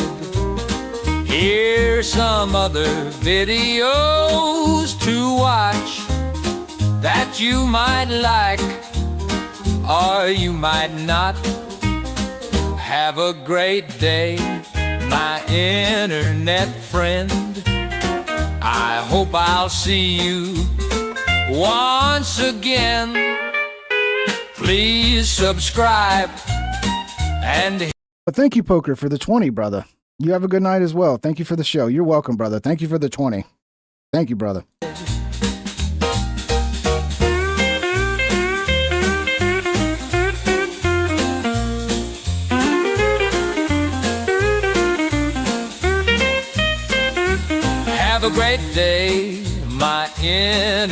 friend. I hope I'll see you once again. Please subscribe and hit the like and ring that bell if you want notifications.